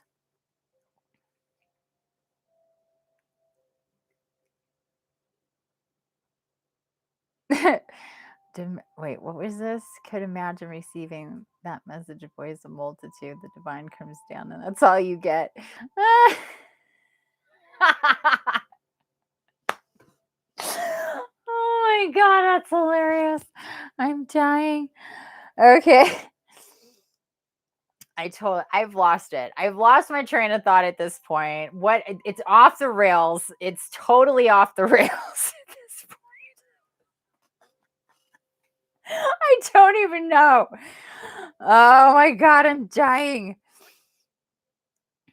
Oh, what we're saying. Okay. Oh, yes. The podcast. You guys are distracting the crap out of me. And whatever it is that's farting, if that could stop, would be fantastic. Oh my God. My cat went running, so I don't know. It could be her. So in my podcast from last night, we get into the devil card, and in that text, it talks about how the devil card is supposed to be seen as more of not the devil, but more of a clown, a clownish type figure. And the reason for that is because the message there is when there's the devil has like the human aspects usually in chains. That's the symbolism of the devil card. And really what that's meant is to show us that we're really like chained up and limited by our own illusions. And the devil with the horns of the goat and the ram and all of that is meant to remind us of of that like clownish figure, not like the devil figure, so we can laugh at ourselves as we're off the rails here cracking up, right? So getting back to all that is something that Michael is really great at, because he comes in when we need strength and protection, and he brings us that beautiful blue light. And he like, if we really need, if we're in physical pain, we need strength to get through it. If we're in emotional pain, if we're scared for, different reasons and all of that, and or just frustrated or upset, whatever may be going on, he offers us strength. He offers us kind of that path of like, of this way to to get out of that. But he uses humor a lot, and those of us that are really close to him, and I think can attest to that. That he uses a lot of humor to alleviate those more repressive energies, and to help us get the strength, because we can kind of lighten up. So he's really good at like doing that type of thing, and I love it. It's constant the way he makes me laugh. So I really see it as um like a sibling that just knows the right way to get at, to just make you laugh, just like a family member just knows you so well, and can even just give you a side eye, and you're just like, oh my God, like that sort of thing. Okay, so there's that. Uh there's more about the shields coming through with him as well. So we're going to be working with that. So this shielding thing is just big time. So okay, so back to compassion with Zadkiel. Soften your heart with respect to the situation and all of the people involved, including yourself. So compassion, patience, all of that stuff while we're in flux here. April is a really intense month, you guys, for the collective. And so as much as we can I see us like all on this big boat, like a huge canoe kind of thing. And then there's people that are just flailing and freaking out. And then there's, the rest of us that are like, let's just keep this shit calm, okay? And let's not tip it over kind of thing. And so it's just about those in a higher awareness, just keeping it calm, not getting caught up as much as we can, and having compassion for those who are, because it's understandable if they are. right? It's really understandable if people are freaking out and they're in fear. There's a lot of, there's a lot of people feeling things in a lot of different ways, and keep paddling. Yeah, exactly. And so we just have to have compassion, for people, and be sending out the energy of love and healing and awareness, so people can raise higher in their understanding of what's all going on and happening with the world, and not fall prey to lower densities, and if they do, that they're being guided in their own ways to help with that. So there we go. LOL, wow, my internet has been so bad. Oh no, I got dose the other day and it kept cutting out. So I don't know if it's persisting. Oh, it could be, I could be too close to, if it's cutting in and out, it could be me, because I could be too close to it. Someone on the post just passed out. It's all good. Keep paddling. Your birthday's on the 29th. That's awesome. Happy birthday.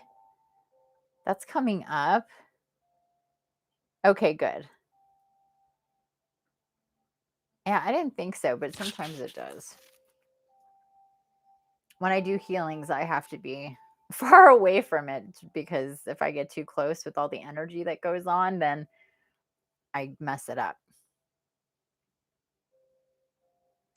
Oh, okay. Cool. All right. Okay, so we're good with the Archangel Oracle. We got enough here. Victory. Hello from heaven. All is well. Chakra clearing. You are safe, and compassion. Wow. Holy moly. These are awesome cards. Jeremiel, Azrael, Sandalphon, Michael, Metatron, and Zadkiel. The brothers in force here coming in. They're like, we're coming in, we're staying in, they're here, they're coming in, they're telling me they're going in to be with all of you guys. So please welcome them in. Zadkiel, Sandalphon, Michael, Metatron, Azrael, and Jeremiel. We have 6 archangels taking space with all of you guys and being told. So please accept and welcome them in if you're in alignment for them to come and join you.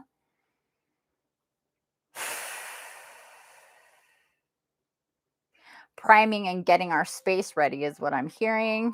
So we're not going to just pop right into any kind of like channeling or meditation right now. They're just letting us know that they're coming in to be with all of us at this time, and priming us, our bodies and our space, for the meditation that we're going to get into. So if you guys can feel into that energy, just take a moment, take a deep breath, close your eyes.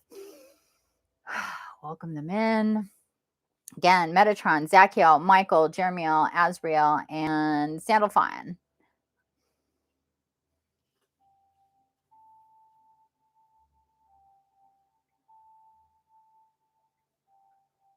Okay. Got it. Yeah. That happens to me too. Interference. It could be just interference. I get a lot of that going on, energetic interference. Like we said, Star Wars. So, there's that. That definitely happens. You can ask Karen when I'm like, okay, well, I'm having problems. She's like, of course you are. Been around these parts long enough, you're like, of course infinity is having problems. And it's just happens.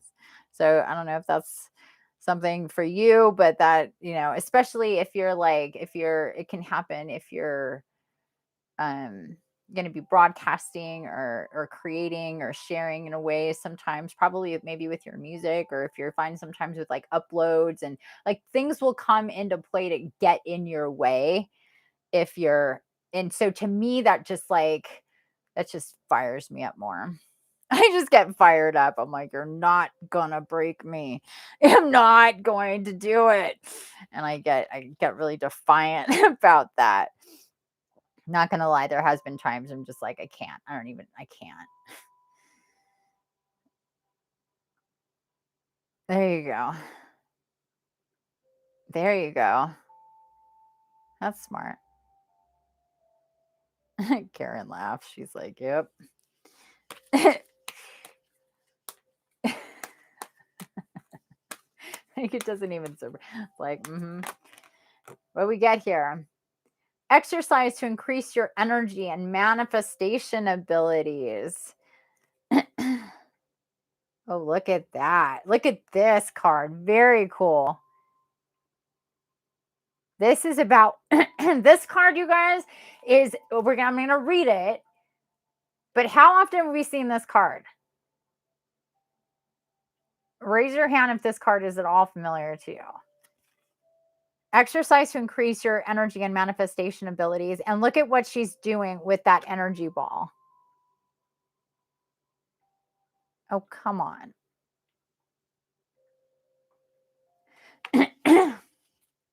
This card is the first card that comes out after all of these cards. And what we talked about is working with our energy, exercising our energy in our shielding. Okay. So this is in direct, proportion and theme with this message here. And this is definitely this is not something that we have seen. Exercise to increase your energy and manifestation abilities. While that's true, this is talking about a different thing. So I'm going to read it anyway. So the key to manifesting quickly is to have very high energy levels. And the easiest way to increase them is through physical exercise. Choose a fun and meaningful activity so that you'll look forward to exercising and it becomes its own reward. So this is definitely true about exercising physically. This is why we feel so much better when we move our body, when we dance. Exactly. Willow's going dancing. So yes, when we dance is definitely part of that. When we make music and when we sing and when we're, expression it in that sense. And when we move our bodies in any type of exercise, walking, running, yoga, just simple stretching, just working with our body. Yes, when I'm my inner child mode, I manifest easily. Yeah, for sure.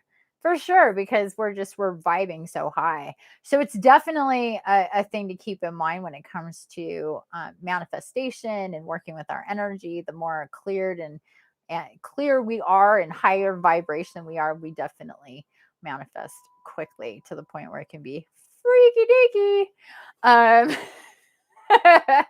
And fun.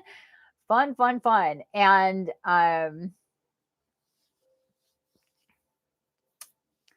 yeah, I don't spend a whole lot of time sitting around trying to manifest. I suppose I could, but it's just more about energy work within yourself. I think I'm just mostly I'm so into that. Um and this is speaking specifically. See, she's not on a treadmill. She's not on a hike. She's exercising her energy. She's working out energetically. She's working with energy right here. So that is something to take into account. And when we talk about the shields and working with the shields, that's the type of energetic working out that we're talking about, like really the alchemy of moving energy for ourselves and then for other people if that's what we're meant to do. So which I gotta say is pretty cool. Is the bee's knees.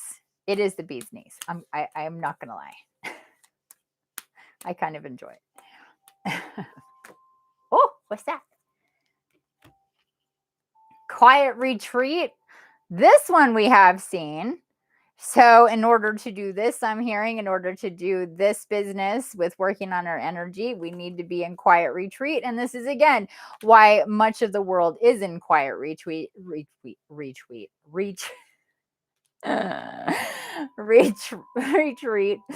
Oh my goodness. It's time to disconnect from the outer world so that you can discern and process your true thoughts and feelings from your inner world. Create this quiet time for yourself, and you'll have more clarity about what to do next. So, again, tying into our guides and our messages that we get and symbols and all of that, the more quiet we are. And I tell people you can't always have like a TV going and or even music going. Like there needs to just be silence. There needs to be um points of our day where we're just in silence. And I know that for a lot of people that can feel really weird and uncomfortable and kind of have to get used to it. But I implore you to do that. And there's times where I'll be perfectly fine in silence, and it's my guides that are going, okay, you need to turn on this music. There's songs that are coming up that you need to get downloaded with because songs are encoded, and or get go to YouTube. Like there's times that I'm perfectly fine in my silence, and then I'm guided to get out of that, and that's great. That's fine. Because that's what I'm guided to do. I wouldn't know to do that unless it was silent for me to get those messages.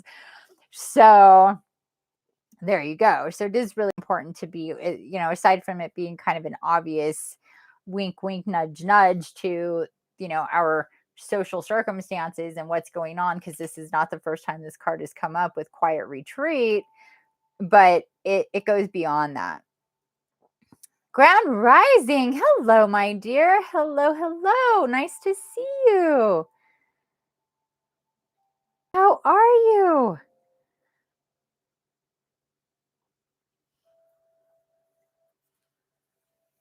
How are you? How are you? Oh, speaking of happy birthday again. What's so funny? It just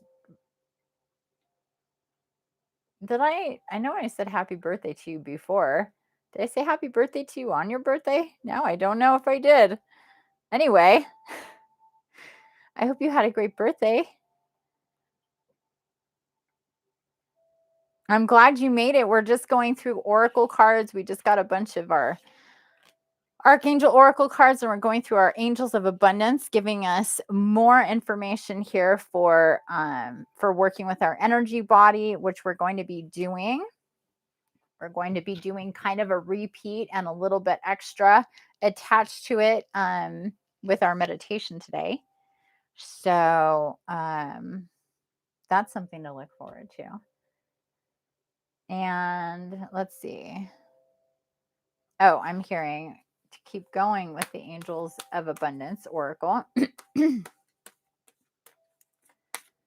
going to have to close my window here in a second. So I'll pull this card, and then I need to drink some water. Clean energy food. So more about our energy and being clean in energy. Clean energy food.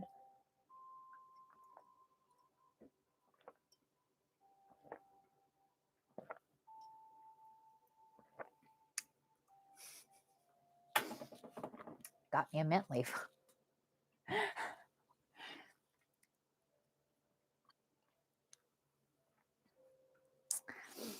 So something that I am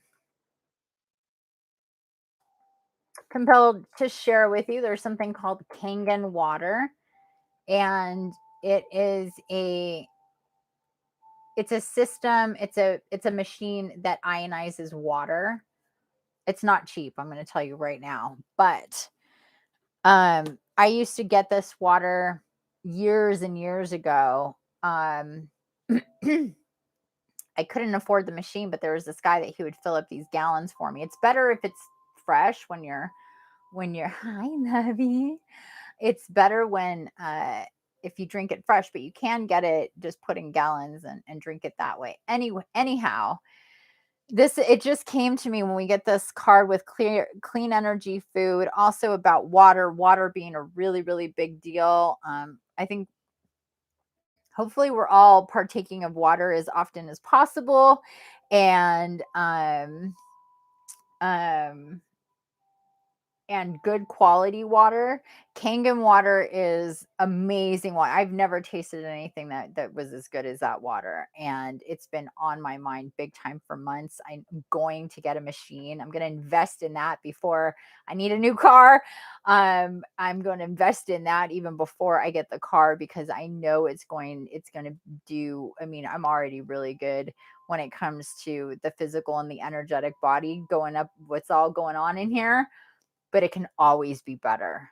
It can always be better. And our water and the type of water and what our water, the quality of our water, um, is really, really a big deal. So if you guys haven't heard of it, just do a search for Kangen water. And there's a lot of different information on that. It's a really cool company too, because once you buy a machine, once you buy a machine, you're kind of like you're kind of like grandfathered in to be able to also sell that machine and get money off of selling it to other people, and you don't have to like invest any more than your own system that you get for yourself. And I'm not really getting it to be a business. I have a business. I'm getting it for myself, but I'm definitely into more people being aware of it, because it's really, really, it's really good for you. It's really cool too, because you can make different water. You can make water that has more alkaline in it, so you can use it for cleaning, and it just does all this really, really cool stuff. So you can set it to a certain way to clean your vegetables and your fruit. You can set it to a certain way to clean, like to just use that how high alkaline water to clean with. And then there's the water that you drink from it too. So it's really, really cool. So anyway, just wanted to get that out there, let you guys know about that.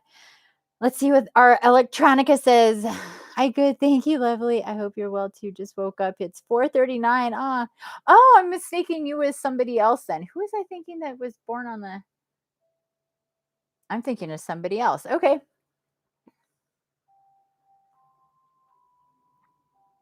You want to ask about the water? Sure.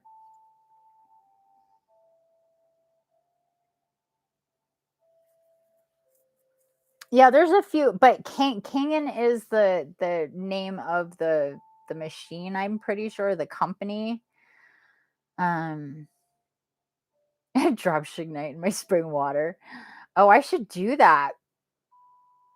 4:44. Oh yeah, it's 6:44 right now. That's awesome. I woke up the other night at 4:44. Opened my eyes, looked at the clock, it was 4:44. Yeah, it's amazing. I highly recommend it. And I haven't had it in years and years.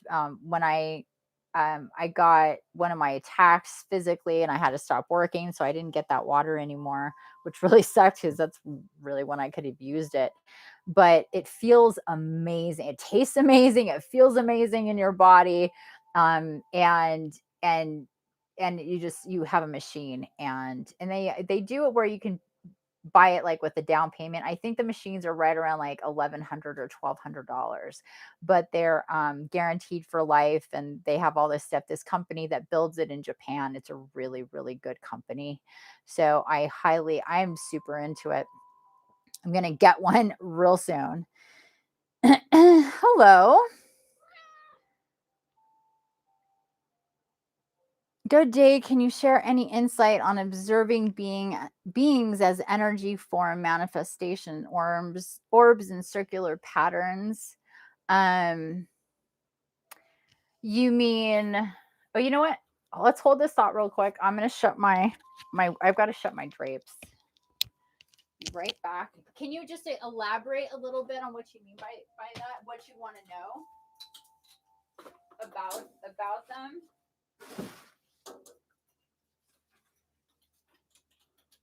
We had one day of sun yesterday, and then rain overnight, foggy all day. Another tomorrow better be sunny.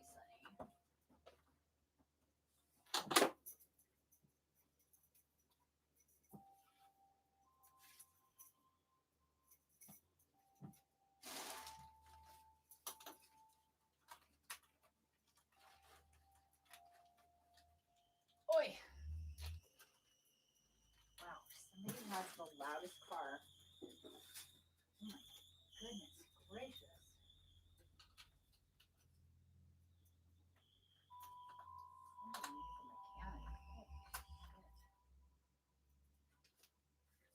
Okay, there.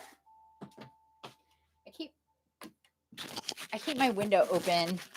Not open at the window, but no curtains all day, so I can have my sun and my light and my window all open. But as soon as it gets dark, it's like, well, no, I need to close that. Really, yeah, I was not happy. After a solid week of rain and snow and cold, we had one day, we had Saturday with sun, it was beautiful, and then like today again with this, which is like, seriously, one day. I was not happy. Okay, so let's go here. Yes. Overlapping two-dimensional circles in overlapping circular patterns, different colors of light. So are you asking observed in an out of body state? Okay. What is raining? You're being talked to, my friend. I love it. I got the feeling it was a sentient being. Yeah, so that could be different things. Uh if typically those that come through that you can perceive that are now I guess it's different. Like, are you just seeing like flashes of light, or are you seeing kind of like full on orbs?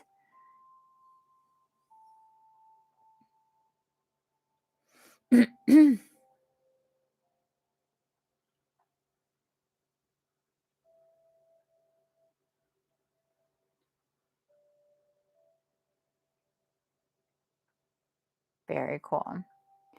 So he's saying, I've seen a gem shaped pink entity before, which was a lot more bright and intense. Half awake, to be honest, for two-dimensional circles being two-dimensional circles being interesting.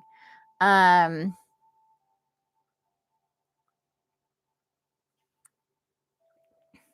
well, typically I'll tell you how it is for me, okay, and what I'm getting here, and what um when I'm seeing those like either flashes of light, they tend to come I see a lot more in detail when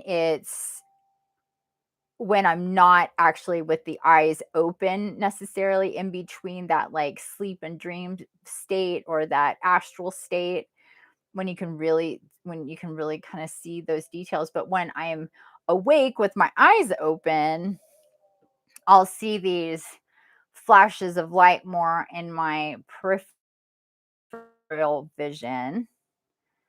We've talked about this before, and I can see them better at night when it's darker, although it has been getting stronger during the day. And for me, um, my experience is that these are my angelics that are with me, or that come in depending on um, what's going on and who I may be working with.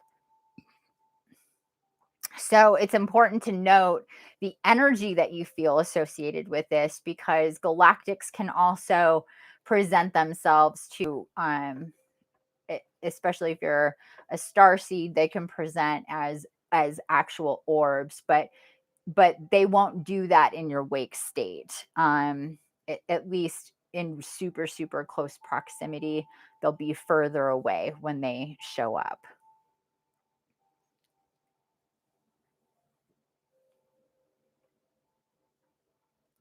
Your state was OB rather than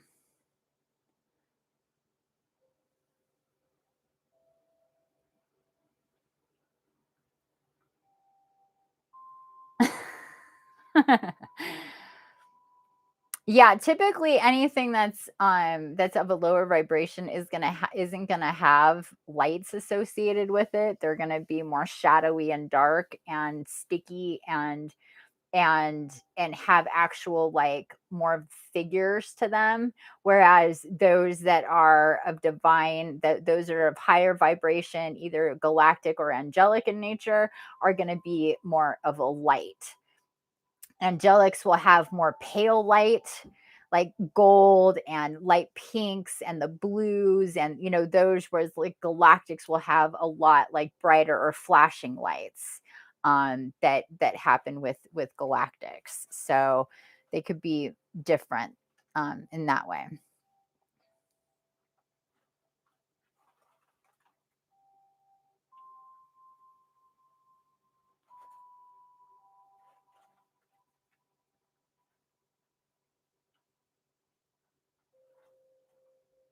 Hmm. Yeah, I think yes, the galactic would be like a, yeah, like an ET. Yeah. So you're seeing the symbol of the cross.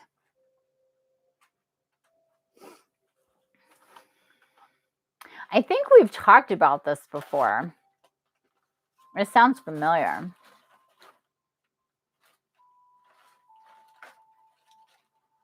So you're getting actual like symbols.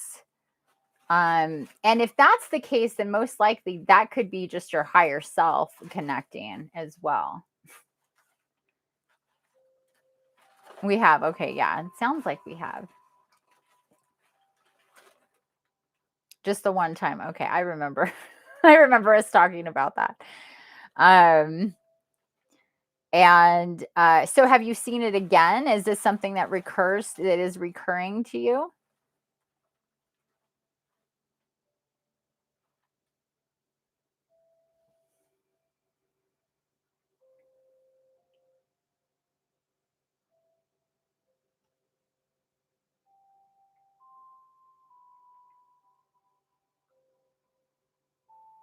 Okay. Well, here's the thing with any kind of observation, whether we're in our wake state or in our in between state,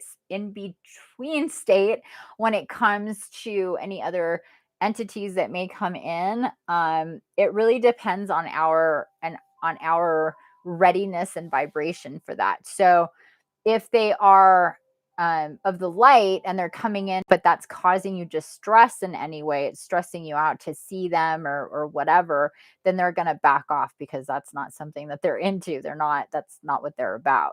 So, if it's something that you want, that you're welcoming and you want to see and you want to be a part of or have them come in more, you just have to be really intentional about welcoming them in so you can feel and start to perceive their energy. You can do that also just by before you go to sleep. So we've done a lot of meditations where we've been given the directives that if we want to work with any specific, um entity, like divine entity, any ascended master specifically, or any specific archangel, that we just call upon them before we go to sleep.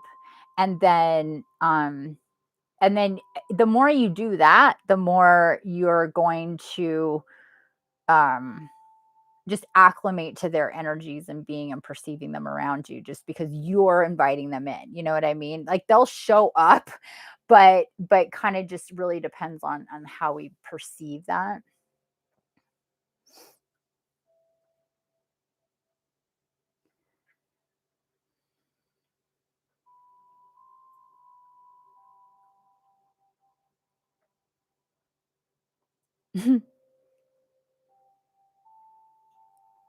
Yeah, so yeah, I wouldn't, it's not, no, I wouldn't use the word timid either. It's just they'll show up, and it could be they're showing up at specific times. You could be calling them in, but you don't even really recognize that. So it could be, possibly you're not making the connection that possibly these things have shown up for you when maybe you were in times of distress, or asking for guidance, or connecting, after meditation or praying or something like that, when they're like really there, and then not making, maybe not making that connection, that's part of that. So, because we can, they're the divine beings that are around us all the time. So, like our guardian angels and so archangels that can come in with to be with us, and ascended masters, and even our ancestors and all of them, they're coming in and they're resonating at a frequency. And this is, and I have this situation too. Like I'm so connected to and in tune and like telepathically and psychically with my guides, but and I'm doing a lot better with it now, but there has been times where I was just so frustrated that I couldn't see them and perceive them with my eyeballs. and and just because it's like I can feel you, I know you're here, I can see you, but I don't, it's like nothing, and it's like I just wish I could see you. And the way that we can perceive is in when we're in a different brain wave state. And the fact of the matter is our eyeballs cannot perceive a certain, we just know this about how light works with our eyes. We know that cats can perceive things we can't perceive, and it's just a biological thing. And but the more we raise in our consciousness, the more we change in our awareness, the more that these things can filter in, the more upgrades we have, the more DNA that we turn over and activate, it gets us, it changes us physically as well, so we're able to perceive this more. So it's not like all of a sudden, they're coming in more or whatever. It's just we are changing to be able to adapt to see them more. And especially at certain times, this is um, much more true. So when I start to tap in psychically, when I start to tap into for healings, when I start to do when I'm drawing and I'm tapping into the divine and I'm doing my drawings, when I'm playing kalimba, I start seeing the lights flashing around me so much more because I'm in that like 0 point kind of state, and we can perceive that so much more. But if I was to like really try to look at it, it would go away because because my eyes don't do that. It's just biological. There's only so much we can bring in. Um, yes, definitely. They're here to, yes. They are here to help spiritually guide us, most definitely. Um, and just sometimes, just, by being there, just their energy around us, uh, helps. you know we don't have to have a full on open dialogue with them for their energy to really help guide us spiritually. The way that I see it is like everybody has their guardian angels and their it's getting really bright in here actually. Everybody has their guides and guardians, and the way I see it is like if they had hands, their hands would be like on your shoulders to guide you and sometimes we're just really receptive to that, and sometimes we're more resistant to that, but they're always there for that.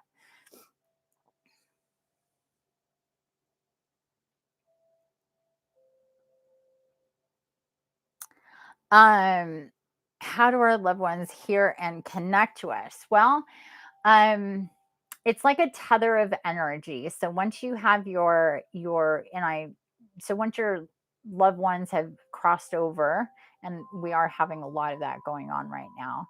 And right now, especially if we want to talk about the energies that are happening now, as these transitions are taking place, the channels of energy, connections, these tethers um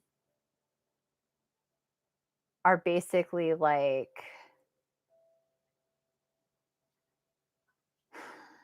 you have to see them kind of like open lines of energy of communication. And once we're connected energetically to anything, whether incarnate or not, we can tap in with intention. So you can very easily start thinking about, let's say, your mother, grandmother that has passed over, and start as soon as you start thinking about her spirit, your connection, memories, things like this. And if you really want to connect and speak with her, you can very easily do that. Now, depending on how much static is going on, in and around you, your spiritual connections and all that, just I see it as a dial with, like, on a radio. How much static is there? How much can come through, right? So we have spirits and our guides and guardians that, for a lot of us, they're just with us all the time. We're just not acutely aware of that until we're actively working with them. But that is part of kind of the connection that we have energetically with them, to be able to do that. So when you start to tap in and to go there very intentionally, um unless for some reason it would cause you some kind of harm for them to come forward, they will come forward. So this is when, like, a medium comes into play, because, like, like, for me, like, I act like the translator. So somebody wants to connect with their deceased, let's say, grandmother or mother. They already feel like, I know she's with me, there's these things that happen, but I can't really, it's not this open dialogue like it used to be when she was in body, obviously, and people don't have that way of doing that. So as a medium, it's just like this translation kind of thing. I call myself the liaison, because it's just exchanging of information. So the same way that I do that with the angelics or ascended masters is the exact same way that I would do it with those who have crossed over. Um, or just, divine entities in general. So it's pretty simple, actually. It's not that complicated. It's just how much your antenna are worked out and in tune to be able to pick up on the signal that's coming to you, is kind of how that works. Yeah, that's one of the things I do, yeah. When I feel that connection, it is most uncanny. It feels like her presence is really here, yeah. Like the feeling you have when you're mid conversation with someone. Right, exactly.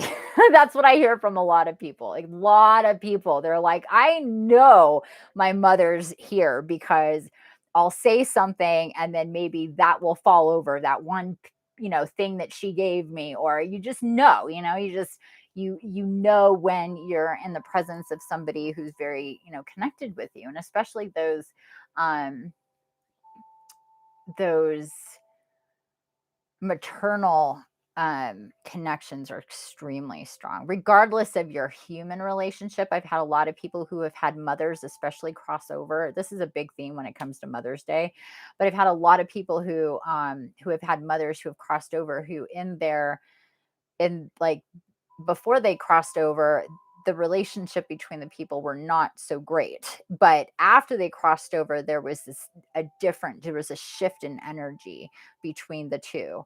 So that will happen. But yeah, I do hear a lot of that, where people are like, I know, I feel it, I just can't, there isn't that, I can talk, but I'm not getting what, there isn't that dialogue back. So that's when, like, somebody like me would come into play to try to, if you really need that, if that's something that you really need, um that is, an option. But you can definitely just work on knowing that for yourself, that that's definitely a real thing. You can very easily call upon her when you want. um and and it's not complicated. It really isn't. It's not that complicated at all.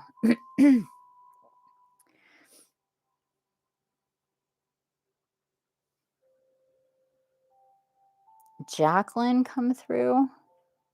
You mean for you specifically? I'm not trying to tap in with you or anybody connected to you. So the answer would be no, but I'm not trying. I'm just speaking in generals right now. If you're interested, interested in that, if you want to do that, you can definitely, we can book time to have a session and work in that way. Yeah, for sure.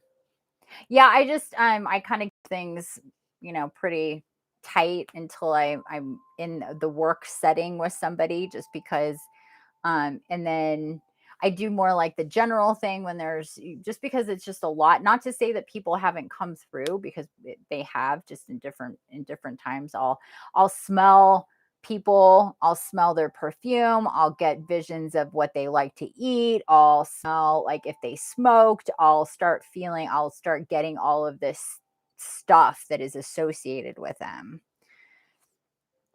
Oh, thank you so much. You're very welcome. Anytime, anytime. Um, any other questions? Anybody have any other questions about any of that good stuff about the other side? Um, it's a really good, they're really good questions, and it's a really important thing to be aware of those connections and tapping in that way. And I love doing it. I love being a medium. It's not something that I really advertise a whole lot because I'm so much more focused on, like, the healing aspect of stuff and helping people kind of navigate awakening and all of that sort of stuff. But it's definitely on the menu, and it is something I really do enjoy doing. um uh, I've never had a bad experience ever. It's always been really great. My clients have always been super happy with all the crazy detail that comes through. So they know, like, yep, that is definitely my grandmother, just the weird stuff that comes through that, uh, just details. It's really nice to help people have and make those connections. I enjoy it. I really do. But I encourage you to do it, to work that out too for yourself. I truly believe that, if you have the desire to do so and you work at it, and you really work it out, work on it, like we got this card, exercise to increase your energy and manifestation abilities. And this is specifically speaking to working on our energy manipulation, manifestation, and work psychically. Our telepathic abilities, our psychic abilities to connect with those that are not in a body takes practice and quiet and meditation. It takes a lot. It takes a lot. It actually does. It's not, I mean, we're born a certain way, but it really takes effort to get there. And I've put in a lot of effort. I've literally turned my life into that so I could do what I do is, and I changed everything about, like, the energy in and around me, and what just I was told, like, look, if this is what you want, because this is who you are and you're connecting to this, you have to go all in. You have to clean up. So, and at that point I had already cleaned up a lot of my life and my lifestyle. I'd already healed myself energetically, but there is still stuff there that was causing more static. And it's just all about turning down the static and turning up the volume so you can just be a better conduit. It's like, that's why I say, like, I call myself a liaison, because it really is the bridge. And the stronger the bridge is, the higher vibration bridge that you have, and a lot of different things come into play about that. So it's about consumption and what we consume in our lives and what we cycle through and what we're attached to energetically that really affect our ability to connect. So for some of us, it's like, okay, we had to make this, life commitment to put everything into the goal of being a better conduit, a better healer, a better psychic, a better medium. And if I've got to cut this out and this out and this out and bring this and this in to make that happen, just like a professional athlete would be like, well, this is my life. Huh, I'm a professional athlete. This is what I do. I work out all the time, because that, Joe Schmo doesn't need to work out all the time, because that's not what he does. But this is what I do. And it's kind of like that same level of seriousness and commitment for some of us. For to do what we do, we have to take, even though we're born in these bodies and we're divine incarnates and whatever that we may be, we come we come programmed a certain way. If we don't put in the right energy to make that whole thing work, it's not going to work that well. It's going to be confusing psychic connections is more frustrating than not having them, I think.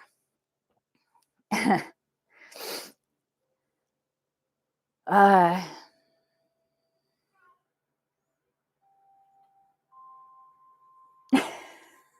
on a funny note, I hope my dog becomes a human in his next life.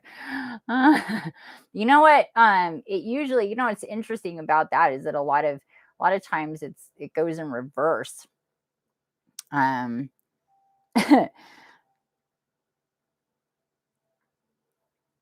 I've given the universe my full blessing for his ascendancy. Very cool. He's a good, intelligent boy. Oh, how cute is that?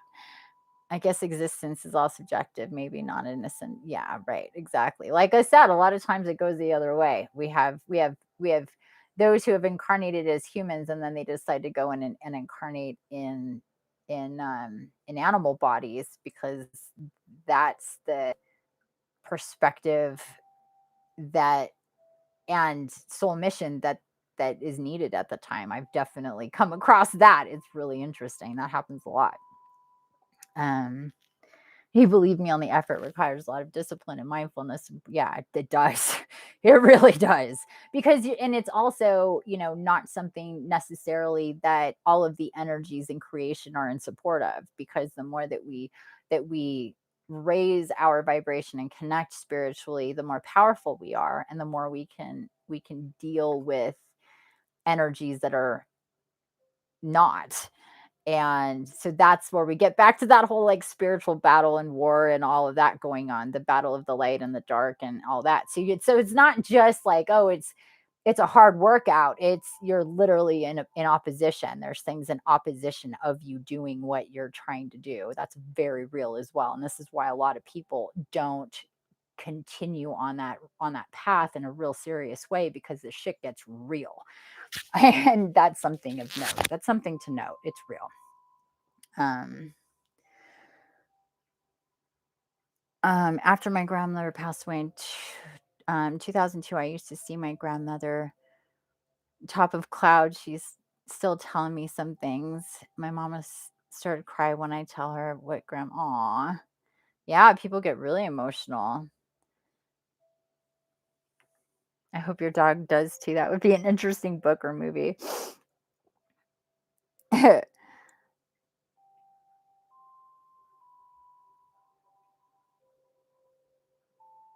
Yeah, what to do. Oh, they usually say stuff that's just, really personal. It's usually like about love, like, with you, I love you, remember this, just so they can validate that that's, who she may have told you things that you didn't know, that just your mother knew. Like they do that just to validate.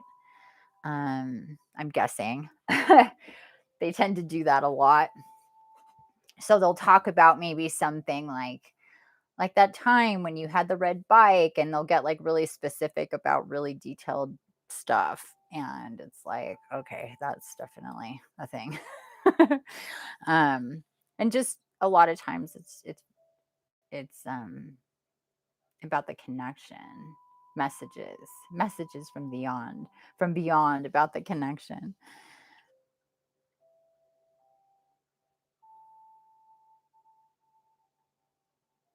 You're welcome. Enjoy. Okay, guys. My nose is all of a sudden starting to run. I think my pineal with all of this talk is getting activated. Um, oh, Ozark. Yeah, I don't watch any of that stuff, but I hear it's good. Also, that's the kind of thing also think from what I've heard about it, it's kind of dark and negative. So just be aware the more that you have in your stream of consciousness things of a lower vibration, the more difficult it is to bring in the stream of consciousness of higher vibrational things. So just so you know, it's a thing. But have a good night. Enjoy. Happy Easter and all that good stuff. Um Okay, guys, so what I'm going to do now, so we're done with these cards.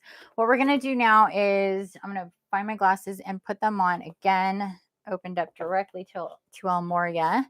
She told me that we're going to be okay and that it's hurting, but she is now good. She was alcoholic and very difficult person sometimes. Oh, I see. We called her a witch. Oh my God. We called her a witch. She really did get those vibes. Oh my God, that's hilarious. How funny. Wow. Okay, so hi, little bear. So we are going to get into Elmoria.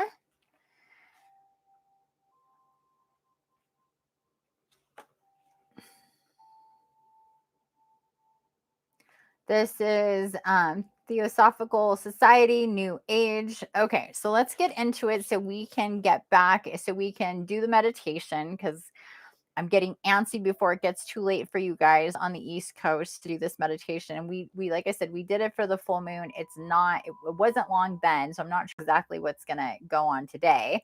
But I definitely want us to get into it because it's important. So let's go ahead and start. I'm gonna turn down my light a little bit because there we go. That's better. It's so bright. I had it on so bright. It's hurting my eyes. I've been so sensitive to light lately. Like even my little lights, I'm just like, oh, it's too much. And this, I have this huge ring light. Let me show you guys. See that? It gets really, really, that wasn't even a quarter of the bright that it gets. It gets so, so bright.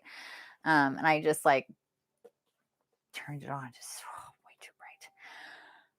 Okay, I'm gonna tell you guys right now that there's I'm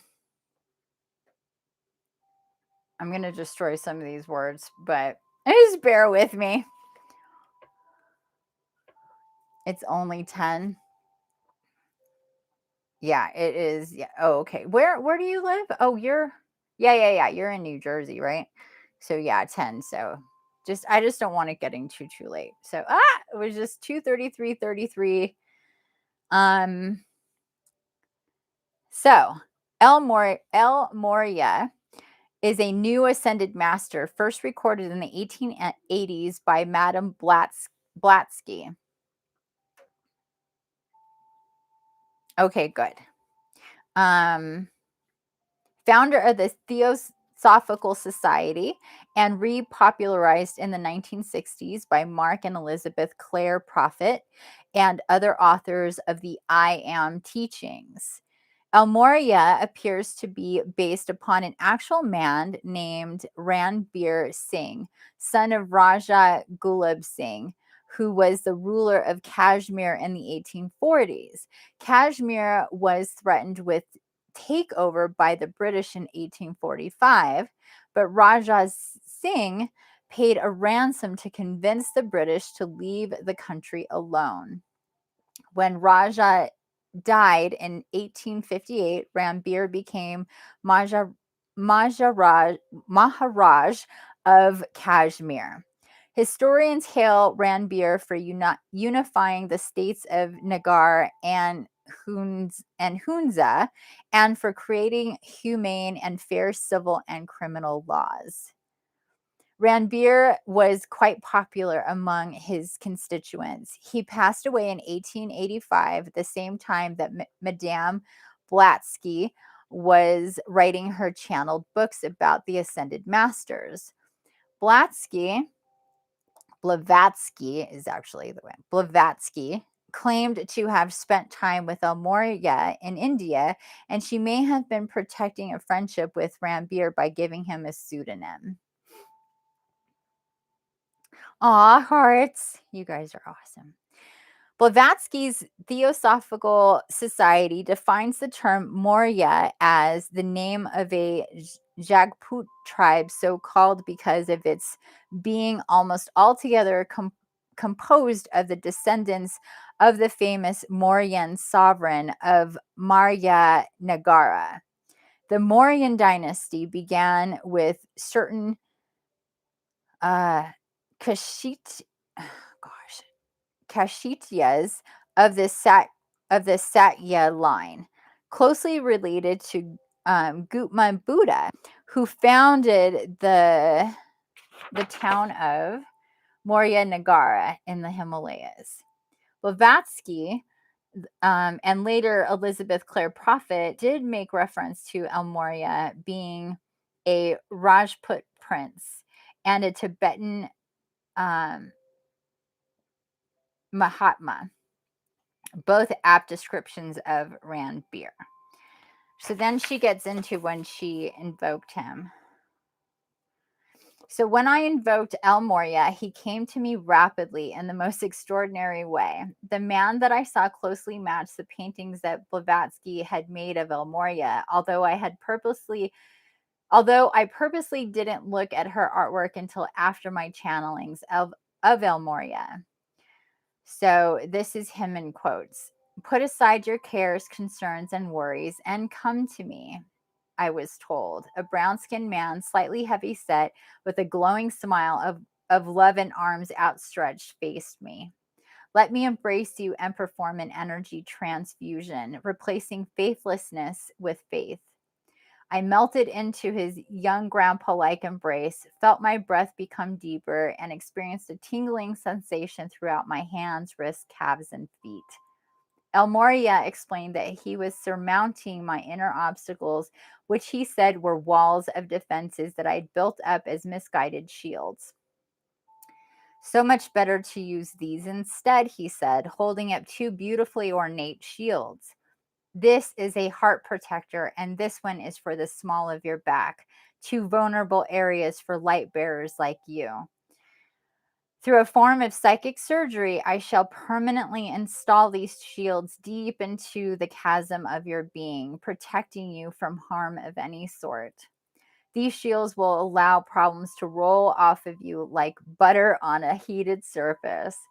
He explained that these shields were a buffer to tone down impulsiveness based on emotionally based decisions not tempered by wisdom. I'm so glad that you called upon me, and I invite all who read these words to do the same. I shall install shields at their request, individually attuned to each person's energy field. The shields can always be removed at the blink of an eye should you say the word. However, I'm certain that you'll feel much better and more grounded as a result and will be comforted by their placement. And I've got to say, yes. You definitely do. You definitely do. So it says he helps with decision making, faith, groundedness, protection, especially energetic and psychic protection, which is absolutely a necessity for us more than ever before. Okay, and then there is an invocation here, so I'm just going to read it. It says, Beloved El Morya, who serves the divine light, please come to me now, escort me to the place of selfless service where divine assignments are made. Shield me from the negative thoughts of my own mind, as well as negative energy in general. Help me stay centered in my commitment to learn, grow, heal, and teach with a positive intent and positive energy. Thank you. So that's just a suggestion, but trust me, as I've connected with any ascended master divine being, there isn't any need to have specific words attached to it other than your intention to bring them in and connect with them. And that's about it. So how's everybody feeling about all of that I just read with El Morya? Is everybody feeling good with him and his energy? And last time after I read about him, I started getting really, really, really warm and really kind of giddy and silly. And just his energy is just very, very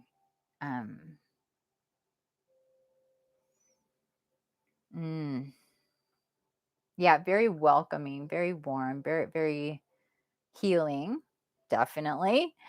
And so that wasn't on the books for last time either. None of this was. It was just something I was guided to open up this book. It's called Archangels and Ascended Masters.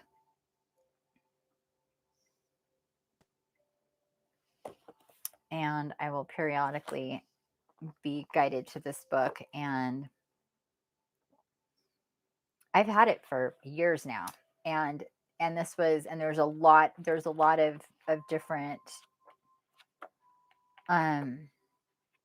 divine beings that are in this book.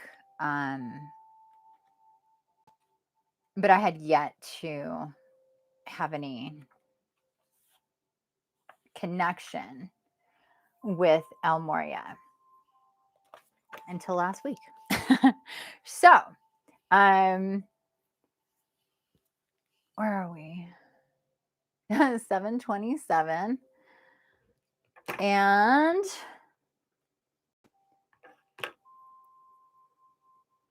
where are we? 2:42 into our feed. Just trying to decide here what to do. I think the way you read that with your butterfly shirt and excitement was adorable. Aw, thank you. I get very excited when it comes to this type of business, especially my kid shirt, especially when I've already kind of been there and it was just such a great surprise. And yeah, I know. It's this cool. You weren't here when I was talking about this. I got this at Walmart in the child's department. I was like, oh, butterfly. And then I was like, oh, child's department. And then my guides were like, so that will fit you. You should buy it. And so I did. So yeah, it's made for a child. Me. It was like, it's made for somebody this tall, like literally. But it was like, that will fit you. I'm like, you're right, it will. And it does. Big old butterfly. Inner child, yeah. Yep. I like kids stuff. What can I say? I'm big on that. Big on the kids stuff. Okay, I am feeling hot. I'm feeling warm.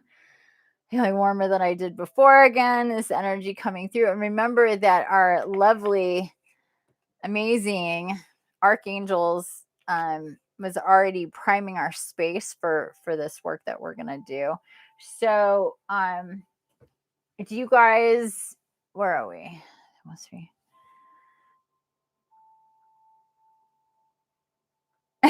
Yeah, it's awesome. They make the cutest stuff for kids, like really cute stuff. So yeah.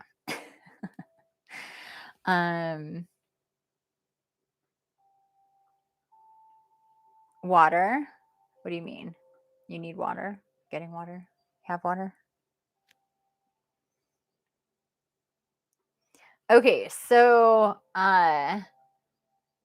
where are we? We're 2:44, a little past 2:44 into the feed. I think we should, if everybody's good with this, to just like if we need to go potty real quick, we can go potty. And then come. Oh, I'm hot. Drink some water. That's a good idea. Thank you. I'm hot because of these energies that are here right now. They're really hot. I can drink all the water, but they're just hot.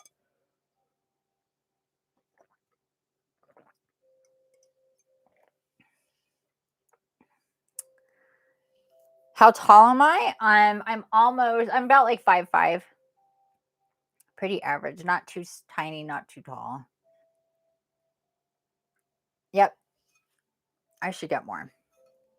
because I'm not sure what else we're going to be doing in this meditation, to be honest with you. When we did this with El Moria, that was all that we did. It was super intense and I was just like after.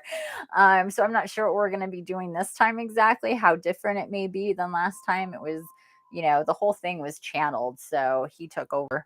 um I still have yet to go back and listen to it. I do need to, and now we're getting into another one. So you thought it was taller? No, everybody thinks that. Even when they're like with me, they're like, "Oh, I thought you were tall." Nope. I'm just so powerful. I come through so tall. No, I do have really long legs. If I was built proportionately, I would be closer to 6 feet because my legs are super long. So that throws people off, I think, sometimes. But my torso is literally this big. So I'm not proportioned at all. I have a very odd body. Very odd body. Like Metatron. You're actually a tall being in a zip-filled vessel, exactly. That's hilarious. It's so funny. Okay, guys, so how do you feel? Are we good for taking a um I don't know. We're at almost 3 hours into this feed, and I'm kind of thinking we should do a quick potty break, maybe stuff some like granola in our faces for 10-15 minutes. I don't need like, I'm good. I ate a really big meal earlier. Excuse me. It's not like I need to eat dinner or anything, but I don't like these feeds going too long because they take a long time to process. And if we do go into a meditation that's going to be, longer, then it's going to be a really long feed. And I already have the other one set up and ready to go. So we can just pop into that one in like 10 minutes, give us time to go potty. And if we do need to scarf something down just easily, then we can do that and then come right back here and get into the meditation. Are you guys good with that? Give us time to set up our space. So light candles, turn off lights, get into your space, go potty, do all that. Start bringing in and welcoming in the energies of the archangels, and I'm hearing, of course, Jesus, and he's like, it is Easter after all, and not that whatever. And and definitely El Moria, who's going to work with us doing our implanting shields. For those of us who already have our shields implanted, I'm here and we're just going to be working with those, just activating those shields. So for you and I, Willow, we're just going to be activating these shields since they're already implanted. So there we go. Just like about 10 minutes. Yeah, not just like 10 minutes. So just you can, if you wanted to, we're going to close this one down. And if you wanted to hop right into the next one, I already have it set up. So that'll be nice and easy. But just give us a minute to just go potty and stuff. So like 10 minutes, 5-10 minutes. That's it. Get some water, fill up a glass of water, light some candles. Turn off your lights. Set your mood. Set the mood for our date to meditate. And we'll be right back. Okie dokie. Sound good, loves? All right, guys. I will see you in just a few, okay? Bye-bye. And then after the meditation, just because I want to do this before it gets late, if we could, possibly do cards after if my brain is in that mode. We'll see. We'll see. Not making any promises, but maybe. Okay, guys, I shall see you in a bit. Bye bye. Love you.